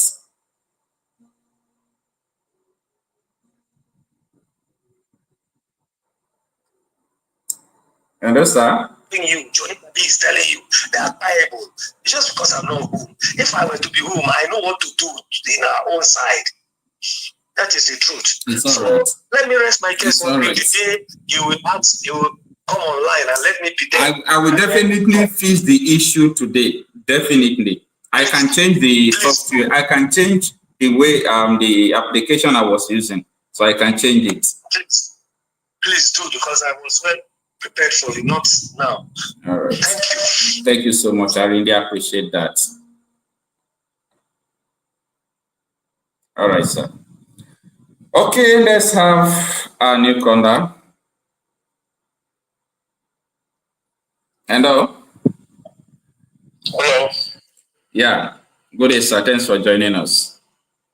Yes, thank you. Oh, my brother, thank you for all you're doing. I just want to take a few minutes to appreciate you. You can tell us your name and where you are calling from. Yes, this is from, and I'm calling from France. Yes. All right. How is France? Everything is fine. How is Macron? Yes, Macron treating you people? Yes, all is fine. All right. Yeah, good to see us through. I'm a believer, so everything that has a beginning must have an end. So I believe that there'll be an end to this thing. And if we all join in prayer and then do as most of us are trying to suggest, and if we all storm our heads together, and then there must be a solution. What do you think? What do you think will be the solution? Yes, the first step is to understand what is happening to us. We are yet to understand what is happening to us. Listen, what is happening, like in this case now, in the state in southeastern Nigeria, is not different from what is happening in southern Sudan, in the Darfur area of Sudan. It is not different from what is happening in Mozambique, especially the Gael area of Mozambique. I think it's different though. Sorry? I think it's different. Please, sir, you can. I'm hearing a feedback from your YouTube. You can off your YouTube channel. Okay, you mean I should put on the YouTube completely? Yes, put it off completely. Okay. Is it better now? All right. So the question I'm asking: what is happening in Nigeria? Why are you saying it's not different from the ones happening in Mozambique? What do you spot out to say they are the same? It's exactly the same thing.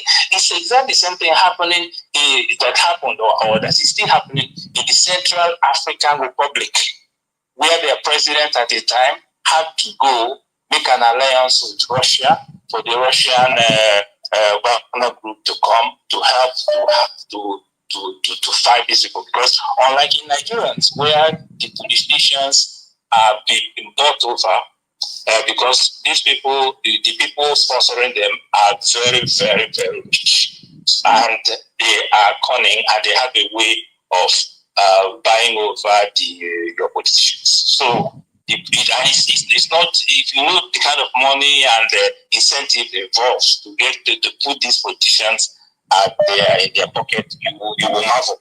So saying like the last speaker, the last caller was saying, okay, the governors, they do this now.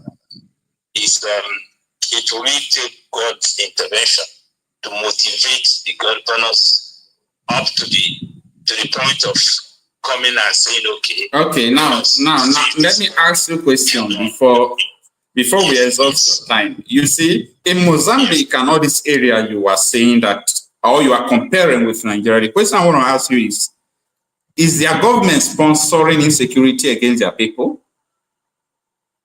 No. Then how is it the same? Because at the beginning of this program, the Brigadier General Kunde Tokun, from the retired Army General and former head of Amotekun in Oyo State, he told us in a live broadcast day before yesterday that they know everything that happens in Nigeria, that there was a meeting held in Kanu where they said that Nigeria is a promise by Allah to them that they are going to conquer Nigeria. And Buhari aided them by Buhari told the whole security operatives who are not under government to surrender their arms, and after that, they open border for them to come in armed. So, up to today, I have been able to establish facts in so many videos that government are sponsoring these people. The person who from Boko Haram is working free in Nigeria. Nobody is talking about all these things. So that is why there is no country in the world to compare with Nigeria, because Nigeria is sponsoring insecurity against our people. And the reason why I am saying this is that the commissioner of police in Zamfara state told us that they arrested some lawmakers who are bandits, who are terrorists and sponsoring terrorists. The governor of Zamfara state accused the present Minister of Defense state under Tinubu of being a bandit and sponsoring bandits. Femi Fandana accused this same man I'm telling you that formed Boko Haram, who handed over to Kashin Shettima. These are well documented in the public. Okay, Saudi Arabia on September 15, 2021, released the 6 names of people who are financing terrorism in Nigeria. Have they been arrested up to today? Absolutely no. So when I tell you that the governments are sponsoring insecurity against their people, okay, the former head of Nigeria Intelligence Agency, Kunde Ondawumi, came to Chinese television to tell everyone that when he was the head of Nigeria Intelligence Agency, he was there for years. He said he arrested Boko Haram. He was determined to wipe out Boko Haram. But if he arrests this person today, call will come from Aso Rock, those people will confess that people in Aso Rock, in Senate, and some of them who are governors are the ones sponsoring them. I have never seen any nation in the world where the government agency sponsor insecurity against their people for the purpose of Islamization. And that is why we are saying that. Except in Sudan, there's one example. There's one clear example. Yeah. South Sudan, in Sudan, in Darfur area. I want you guys to research these things. In Sudan, the guy has been deposed, but their former president, Bashir, whatever they call him, sponsored a group called Janjaweed. In those days, you'll be hearing Nnamdi talking about Janjaweed. Yes.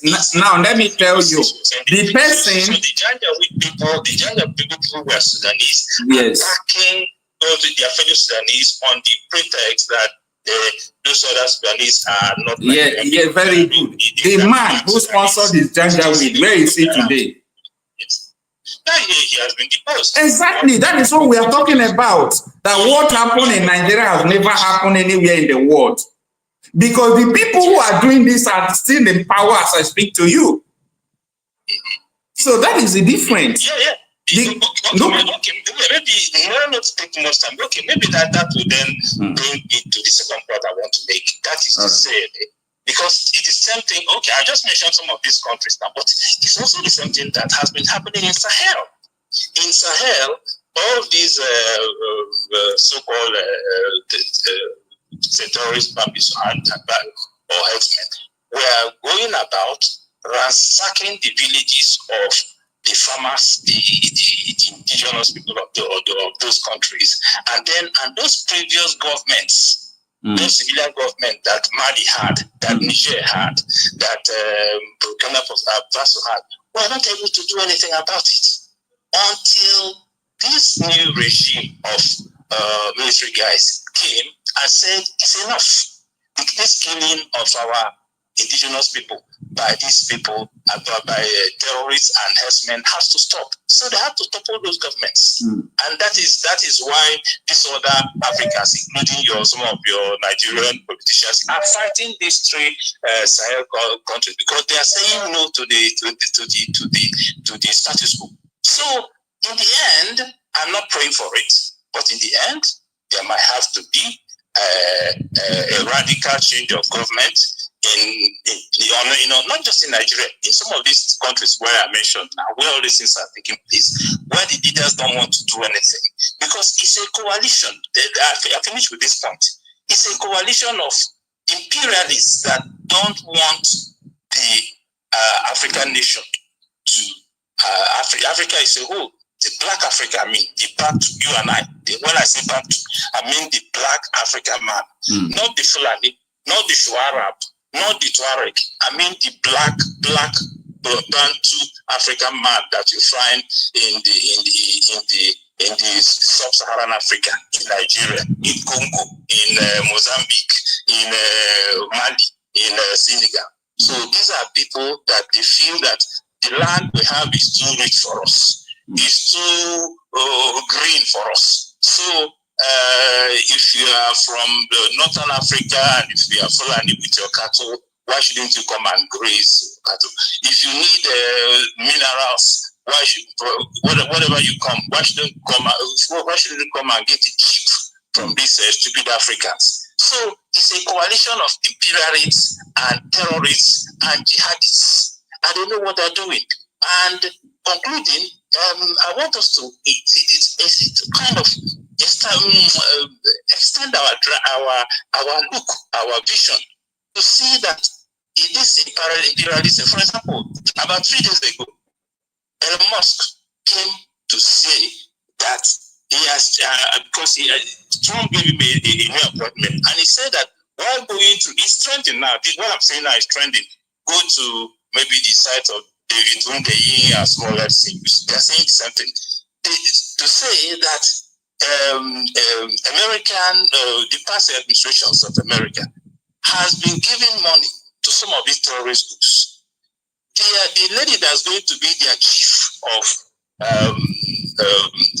intelligence, Tulsi Gabbard, the Hawaiian American, she has been a deputy woman for a long time. Now I think Trump wants to give her a position, a high position. And she said over the weekend that actually that the American past administration has been sponsored. Hello, are you still with me, sir? Yeah.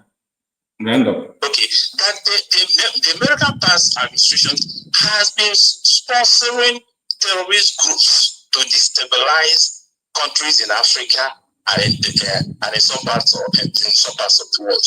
It is. I mean, if you Google this thing, it's. I'm not making it up. We see a reality. So that's why I'm saying that let us first understand what is happening to us. And then see that it's not just a Nigerian phenomenon, so that we know how to tackle it.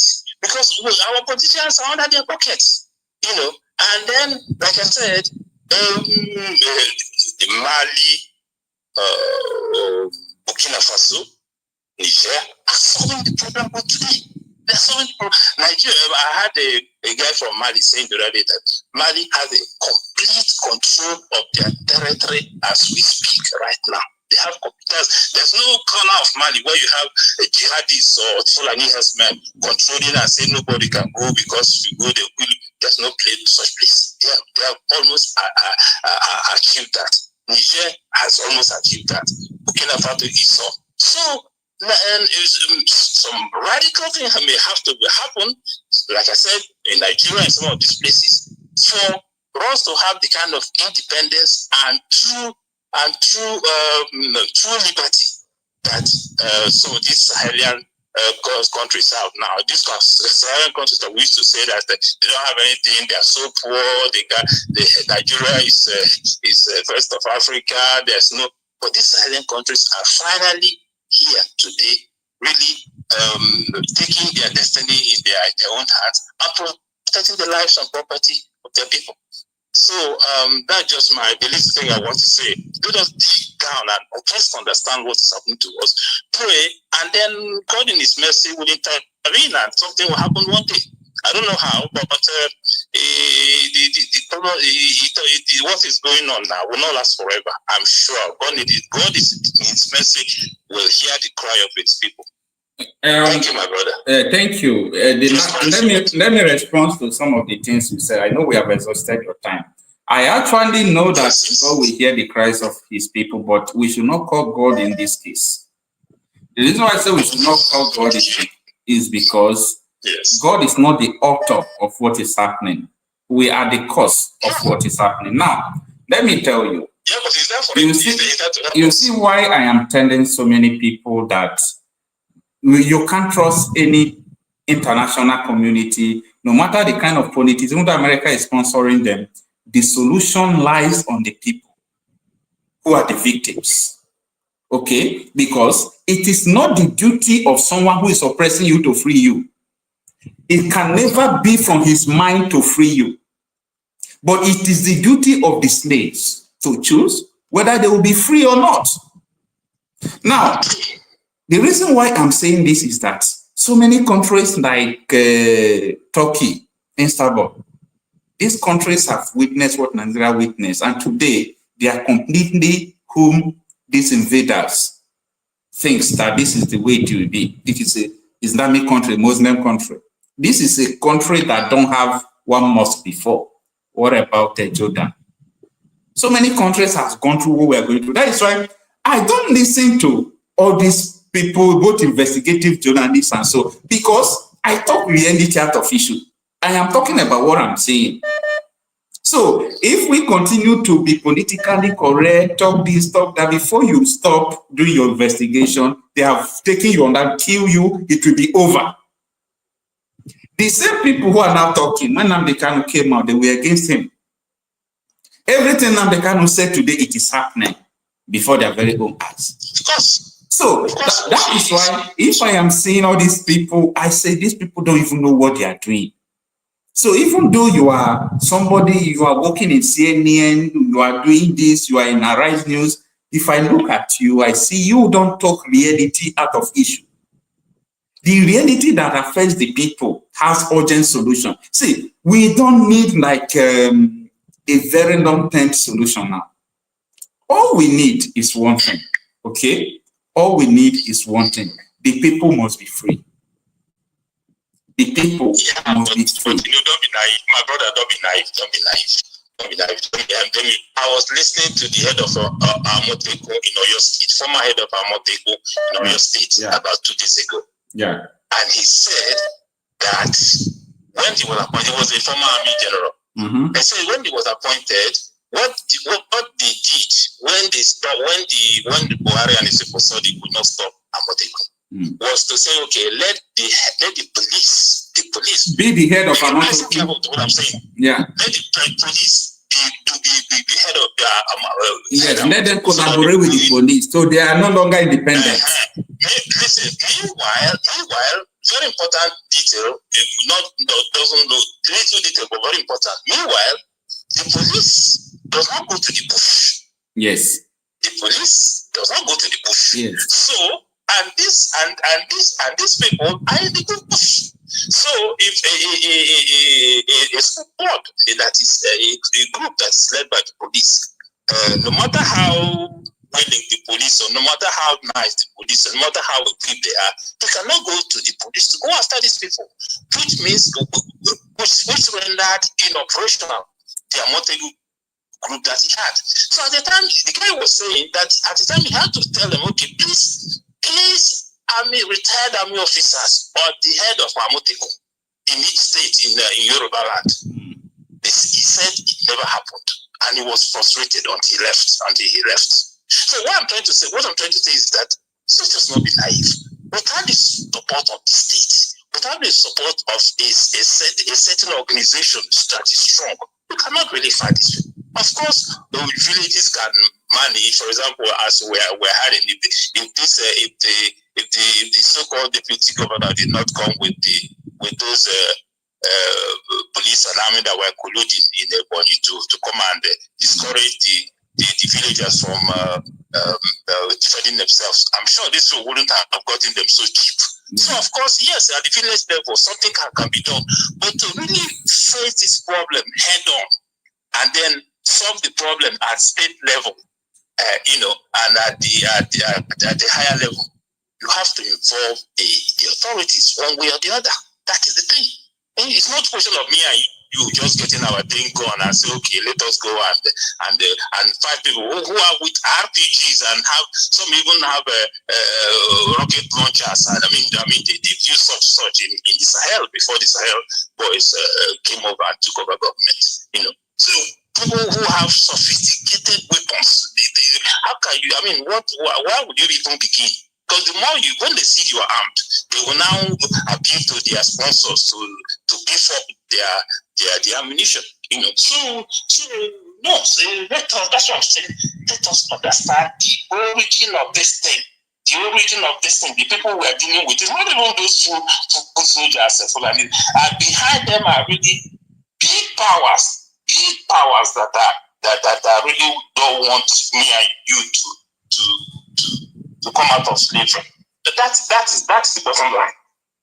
That is bottom line. They don't want the Bantu, the black African, you and I, to really enjoy our peace, our petrol, the petrol that is in our soil, the gold that is in our soil, the uranium that is in our soil, to practice our religion the way whatever I want. If we want, we are Christians. We don't want to be Christians. We practice our traditional religion, and they don't want that. They want that slavery to continue. And in that, the so-called jihadist is in it, the imperialist is in it, and then some of these Gulf countries are in it. So they agree, and these people are real problems. That's where the whole thing is coming from. Right. Plus, of course, your politicians that are so naive and so corrupt that they are so cheap. They're so cheap to get. All right. Come on, brother. All right. Thank you so much. Thank you so much. And so on.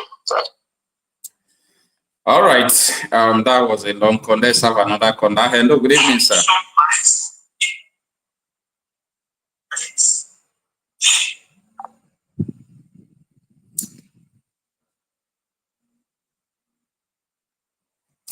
Okay, let's have another call. Hello? Yeah, good evening. Thanks for joining us. Yeah. I'm Okocha. Good evening. Good evening, sir. I don't know the voice. The voice sounds like a woman, but I think it's a man. You know me now. You know me. Are you sure that I know you?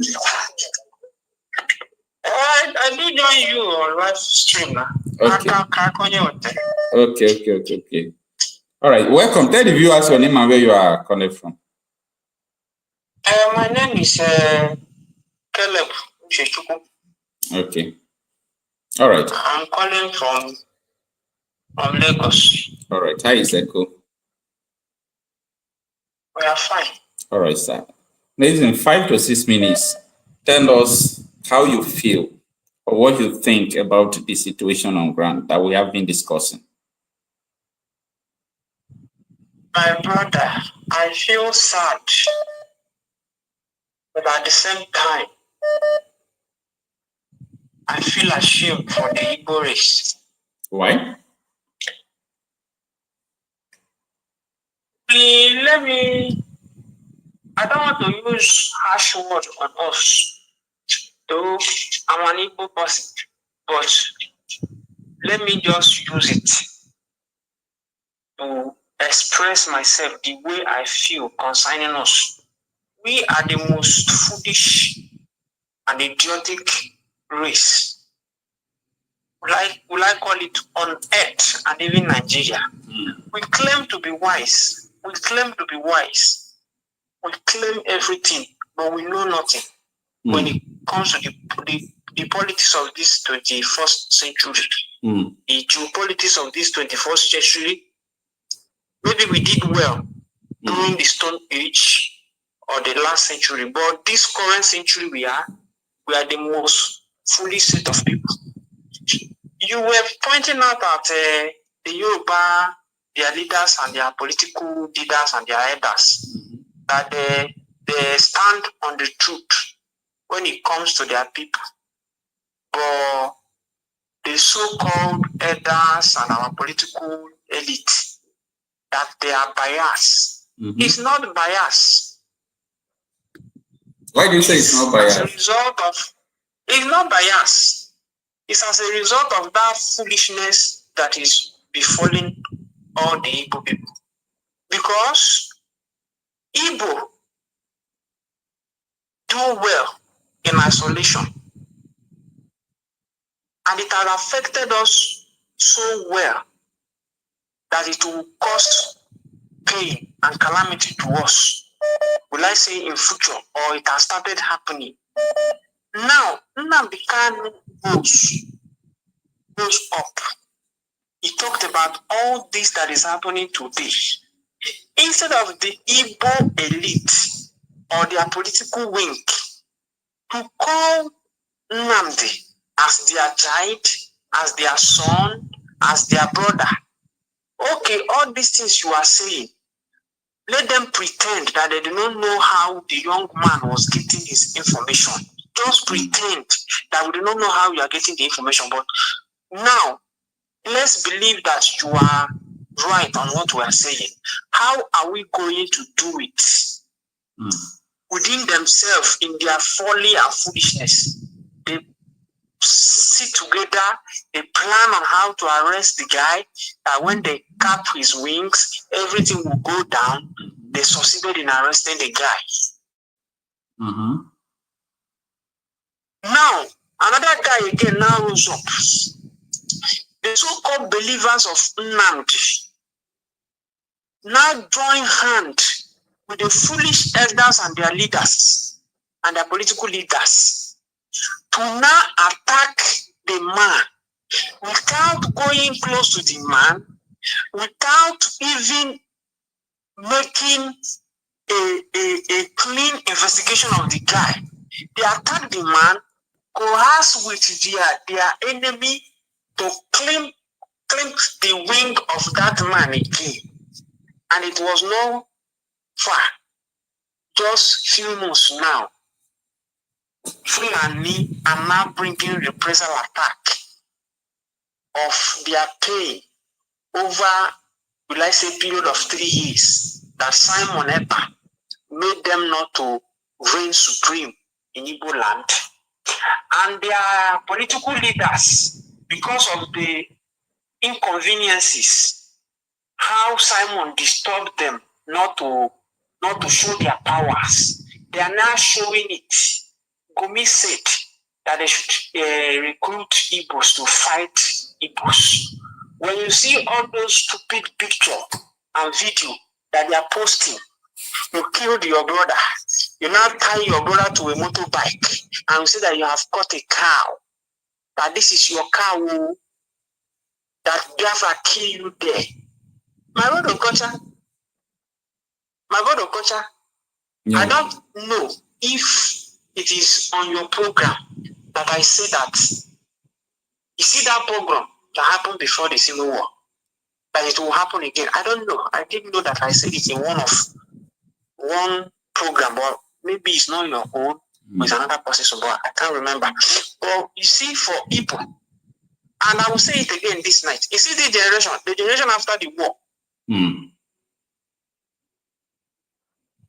If care is not taken, there will not be a generation that will save Igbo. If they will be saved, if they want to be saved, then they should speak truth. Even me and you now from Delta, the ones from Ikwere, because Fulani, they are just testing the microphone, they are testing the ground.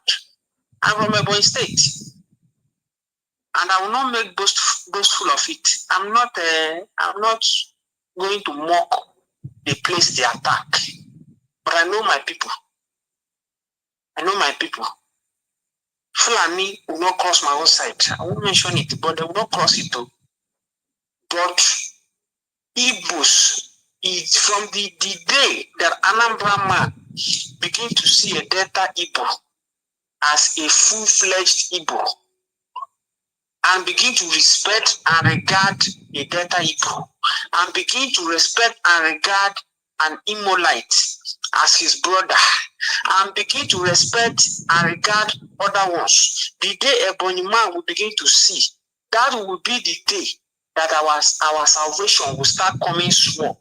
But I do not see it in this generation. Any other person that will come up to defend the Igbo, they will still attack the person.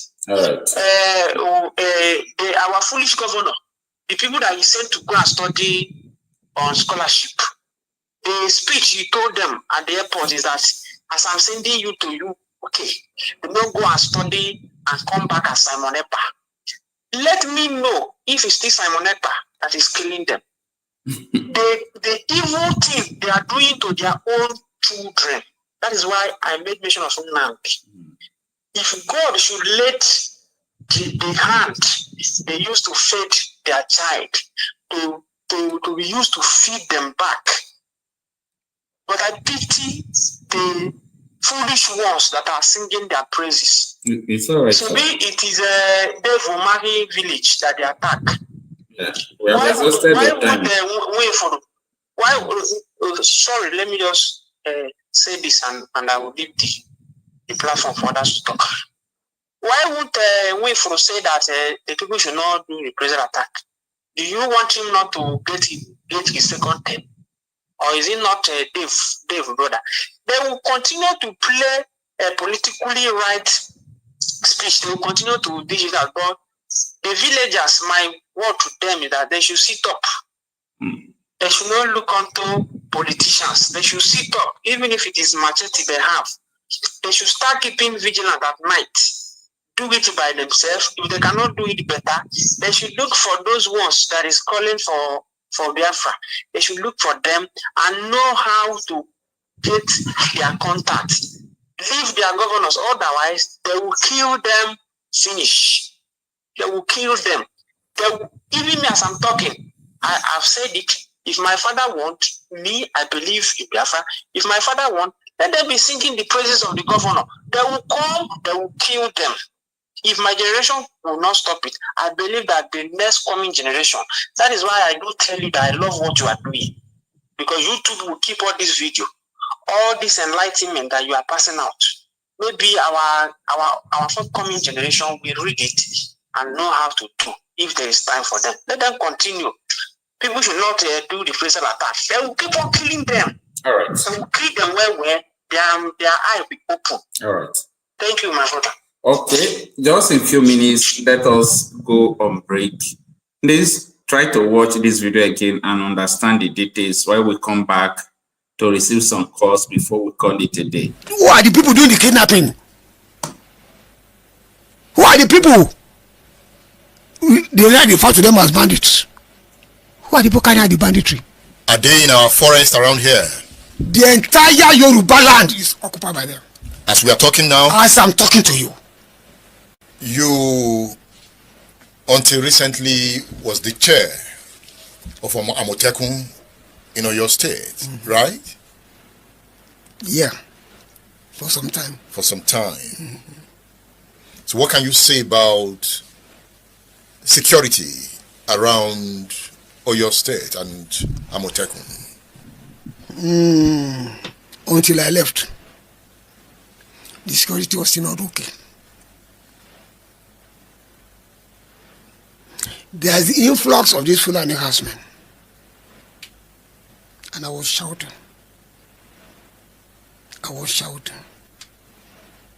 I gave a lecture somewhere.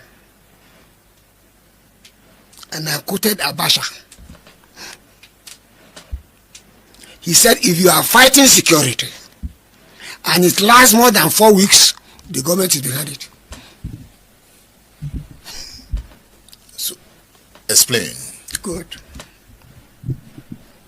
The federal government was behind the influx of Fulani herdsmen to the southern part.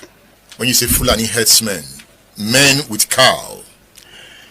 They call them Fulani herdsmen. Some of them don't even have cows. But they were coming fully armed. Fully armed? AK-47. And you said Buhari government was involved. Wait. That time, everybody was complaining. That time, federal government announced that everybody should submit their weapons to the police. Now, people were complaining that time. I'm saying this thing. There was a meeting in Kanu. They said they are Fulani National Movement. In their communique that time, this is about 5-6 years ago, that Allah has given them the land of Nigeria as inheritance. And that they have told all Fulani in West Africa, Sub-Region and Central Africa to start coming to Nigeria, to come and take over what Allah has given them as inheritance. That's the land of Nigeria. And that when they are coming, they should come fully armed. That's the only language Nigerians understand. Violence. It is their communication. All that time, people were shouting. Yeah, but I didn't say a word. But when people challenge him once, why are these people who carry AK? He said they are using it to protect their cows. Was it true? Of course, now, very, very false. Now, General Buhari, I know he has a very close relationship with the Bishop of Canterbury. Now, when he went to UK, during one of his period of treatment, he told Bishop of Canterbury that it is not Fulani harassment that are killing people. There are some group trained by Gaddafi, who the Gaddafi has armed. They are the one that infiltrated the Fulani harassment. They are the one doing the killing. But what did you discover? I was discovering somebody one day. He was saying, I said, come, you are very close to Buhari. Go and meet him. A general is a soldier for life. Ask him that in the military, when foreigners enter your territory, carrying arms, what is it you are told in the military? They are described to us as invaders. Invaders. And what did the military say we should do with them? We are to hunt them down like rabbits and eliminate them. I said, go and meet Buhari and ask him. He didn't hunt them down? Who are the people doing the kidnapping? Who are the people? They refer to them as bandits. Who are the people carrying out the banditry? Are they in our forest around here? The entire Yoruba land is occupied by them. As we are talking now? As I'm talking to you. General Togun? Yes. So when you were in Amotekun, did you try to tackle them? I did everything I can. But I didn't have cooperation. Cooperation from who? From Oyo State Governor? Government, yes. Oyo State Governor? Yes. How? I can't start saying all these things. At least give us a hint. What is it that you wanted? Come. I wanted NCOs from the military, non-commissioned officers, to be recruited, to be put as coordinators in the very local government. I couldn't achieve that. Why? What was the reason? They were not available to be recruited or what? They are available. Now, I don't want to talk more on this. I said they are supposed to be zonal commanders. And I wanted retired combatant officers of the rank of captain or major to be zonal commanders of Amotekun in various zones. You didn't achieve that? I didn't achieve it. I don't want to delve much in that area. All right. Thank you so much for staying up to this time. I think we have to receive just 2 callers. Thereafter, we'll call it a day. Then tomorrow morning, we are going to continue from this place that we have. So we have a lot of things to unfold tomorrow morning, okay? So do check us out tomorrow morning. So let's have this caller. Hello. Yeah, as you are joining, you can turn down the volume of your device there, okay? Hello? Yeah. Good evening. Thanks for joining. Good evening. Yeah. Your name and where you are coming from?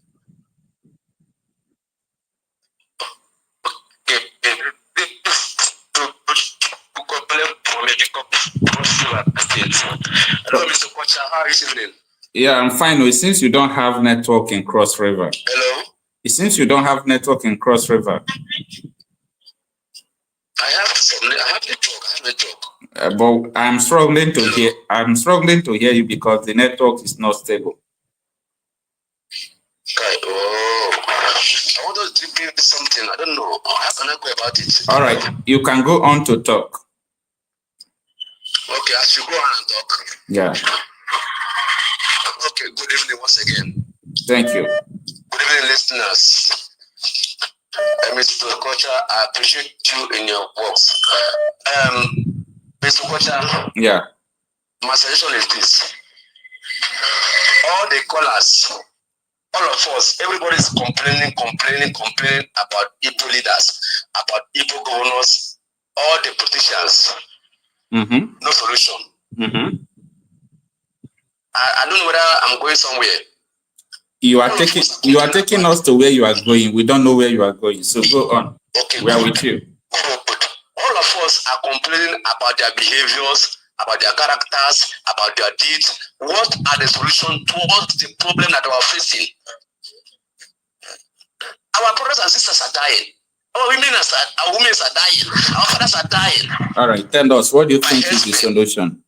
So what I think we should do is this. Those men that call themselves governors, leaders of the Southeast, since they want to help, they want to help us. They want to help outsiders because they're helping the outside, the Fulanis. Those are the people that are helping. You understand? Let us attack them by whatever means. When we attack them, they will know the pain that we are feeling. Since they are there, watching all things happening before their eyes, still they will not see anything. It's like this. It's like we are just complaining. Let us attack them by whichever means. All right. Let me ask you a question. Let me ask you a question. Yes, sir. Like, you are using your phone to communicate to us, and the whole world is listening to you right now. If I should off my phone right now, does it stop you from saying what you are saying?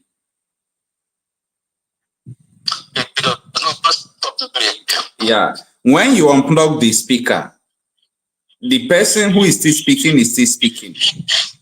Yes, the governors are like the middlemen who are there, who are not doing well, who are not protecting their people. The blame is upon them. There is no doubt about that. But I am of the opinion that attacking the governors alone won't still solve the problem, because it seems that these people are being used. They are being used. So that is why I use this phone you are using to talk to us as example, that anytime I off this phone, you will still be talking what you are saying in your mind. So I truly understand the angle you are coming from. Yeah, I agree with you that the governors are to be blamed. They are to secure the lives and property of the people. But I am of the opinion that these people as well are being used. Okay. Yeah, I'm of the opinion that they are being used. Anyway, in your contribution, I can't hear you again. We can't hear you again. Hello, Okocha. Yeah, hello. Your network is bad. What is the solution there from your own angle, from your own perspective? What is the solution then? Yeah, the solution from my own perspective is that the power belongs to the people, not even the governors. But the people don't want to be free. Calm down. Calm down now. Calm down. The people like me and you, are the problem, the major problem, even before the governors. If you think that I don't know what I'm saying, let them conduct APC rally in this community that they kill people. The field will be full with people who will be there to campaign for APC.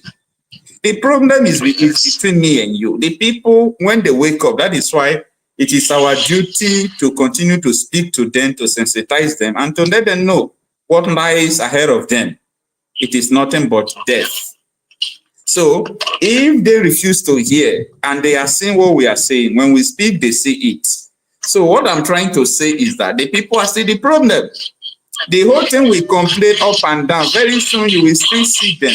The same people will still gather for APC and so on and so forth. So that is the issue. Okay, thank you very much, Okocha. On my kindly hello. Yeah. Hello? Yeah, thank you so much. Thank you for your contribution. Okay, sir. Okay, sir. Good night. All right, that was a very troubled corner because of the noise on the background. Let's have another corner, and this could be our last call, okay? Hello? Hello? Oh, let's take another corner. That one couldn't respond. Hello? Hello, Okocha. Yeah, good evening, sir. Thanks for joining us. Good evening, my brother. You know, we are in a big problem, as I always say. Yeah, I know. You can also tell the callers where you are calling from, please. Yes, my name is Odmodo. I'm calling from Norway, my brother. All right. You see, if we begin to wait for all our governors, our police, and then our army in this mess, we are all going to die one by one. According to T.Y. Danjuma. Yes, according to T.Y. Danjuma, yes. Because there is a reason why you don't select your governors, you don't select your leaders. Yes, that reason is that before they elect them as a leader, they will all go to Satan or Soto to swear allegiance, to swear an oath, to abide by their bidding, to do their bidding. Okay. Yes. In other words, to abide the rules, to the rules of villainizing and conquering. I was in this thing I'm going to tell you is more than 20-something years ago. I was happened to be in Switzerland. Okay. I met a Fulani boy. That time I don't know. There is nothing Nnamdi Kanu. I haven't heard about Nnamdi Kanu. Okay. Who was regretting that he came to Switzerland. Because that time I haven't have a stay, I haven't have anything. So we were drinking. He told me he's regretting that he came to Switzerland. I said, why? Because I told him I'm from Nigeria. He said that because Fulani owns Nigeria. I was pissed. I was pissed. Fulani owns Nigeria. That time I never knew anything about Fulani. That time we used to say Hausa Fulani. That all his mates that traveled to Nigeria are doing fine. Most of them are top-ranking army, police officer, and top high police like that. So they are doing well. They have a lot of money. That you look at it, they just come to Switzerland. I was like, this man is comparing Switzerland and Nigeria. He doesn't know what he's saying. It was you that don't know what he was saying. It was me, my brother. Until I begin to listen to Nnamdi Kanu 2020 during the lockdown. So I can't wake up, my brother. You see, we have had enough evidence that government are sponsoring all these people. Why Buhari took their ammunition, all the whole arms are from hunters, took it from the citizens because Fulanis are coming, and let Fulani with AK-47. Fulani with AK-47 and took hunters, all the people that acquire gun, took it from them. You know the reason why? So that if the Fulani finally come, you don't have anything to defend yourself. So what I'm trying to say right now, my brother, if we are going to be free, if you catch these people, you give them, you submit them to the police, or you take them to the police, they will release them. Call will come from Abuja. What we are going to do if we will be ever free, let everybody arm themselves. Hello? Yeah, I'm with you. Yeah, let everybody arm themselves. Whether them go or passion, or let everybody arm themselves. Don't submit it to governors. Don't submit it to any police. If they say a criminal, let it be criminal. If you get to your farm, my brother, you see Fulani, carrying Nama, even Hausa, kill them first before he go kill you. That is the solution. You can imagine the impunity, my brother, A foreigner from Futajalu come to your ancestral land, your place of birth. You go to a farm where you dey farm, your cassava, your yam. He carry him cow to eat up your yam. Your cassava, see the impunity. You no go talk. If you talk, if you ever talk, he will shoot you with AK-47. They will rape your wife in front of you, rape your daughter in front of you, and finally kill you. That one my life, my brother. That one not be life.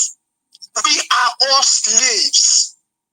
As I'm telling you here now, I can tell you wholeheartedly that we are in exile. Because if Naija good, I no go dey here where I dey. I dey talk. Not been like. I for dey my ancestral land. So now we all run comot. Another people go come finally occupy our ancestral land.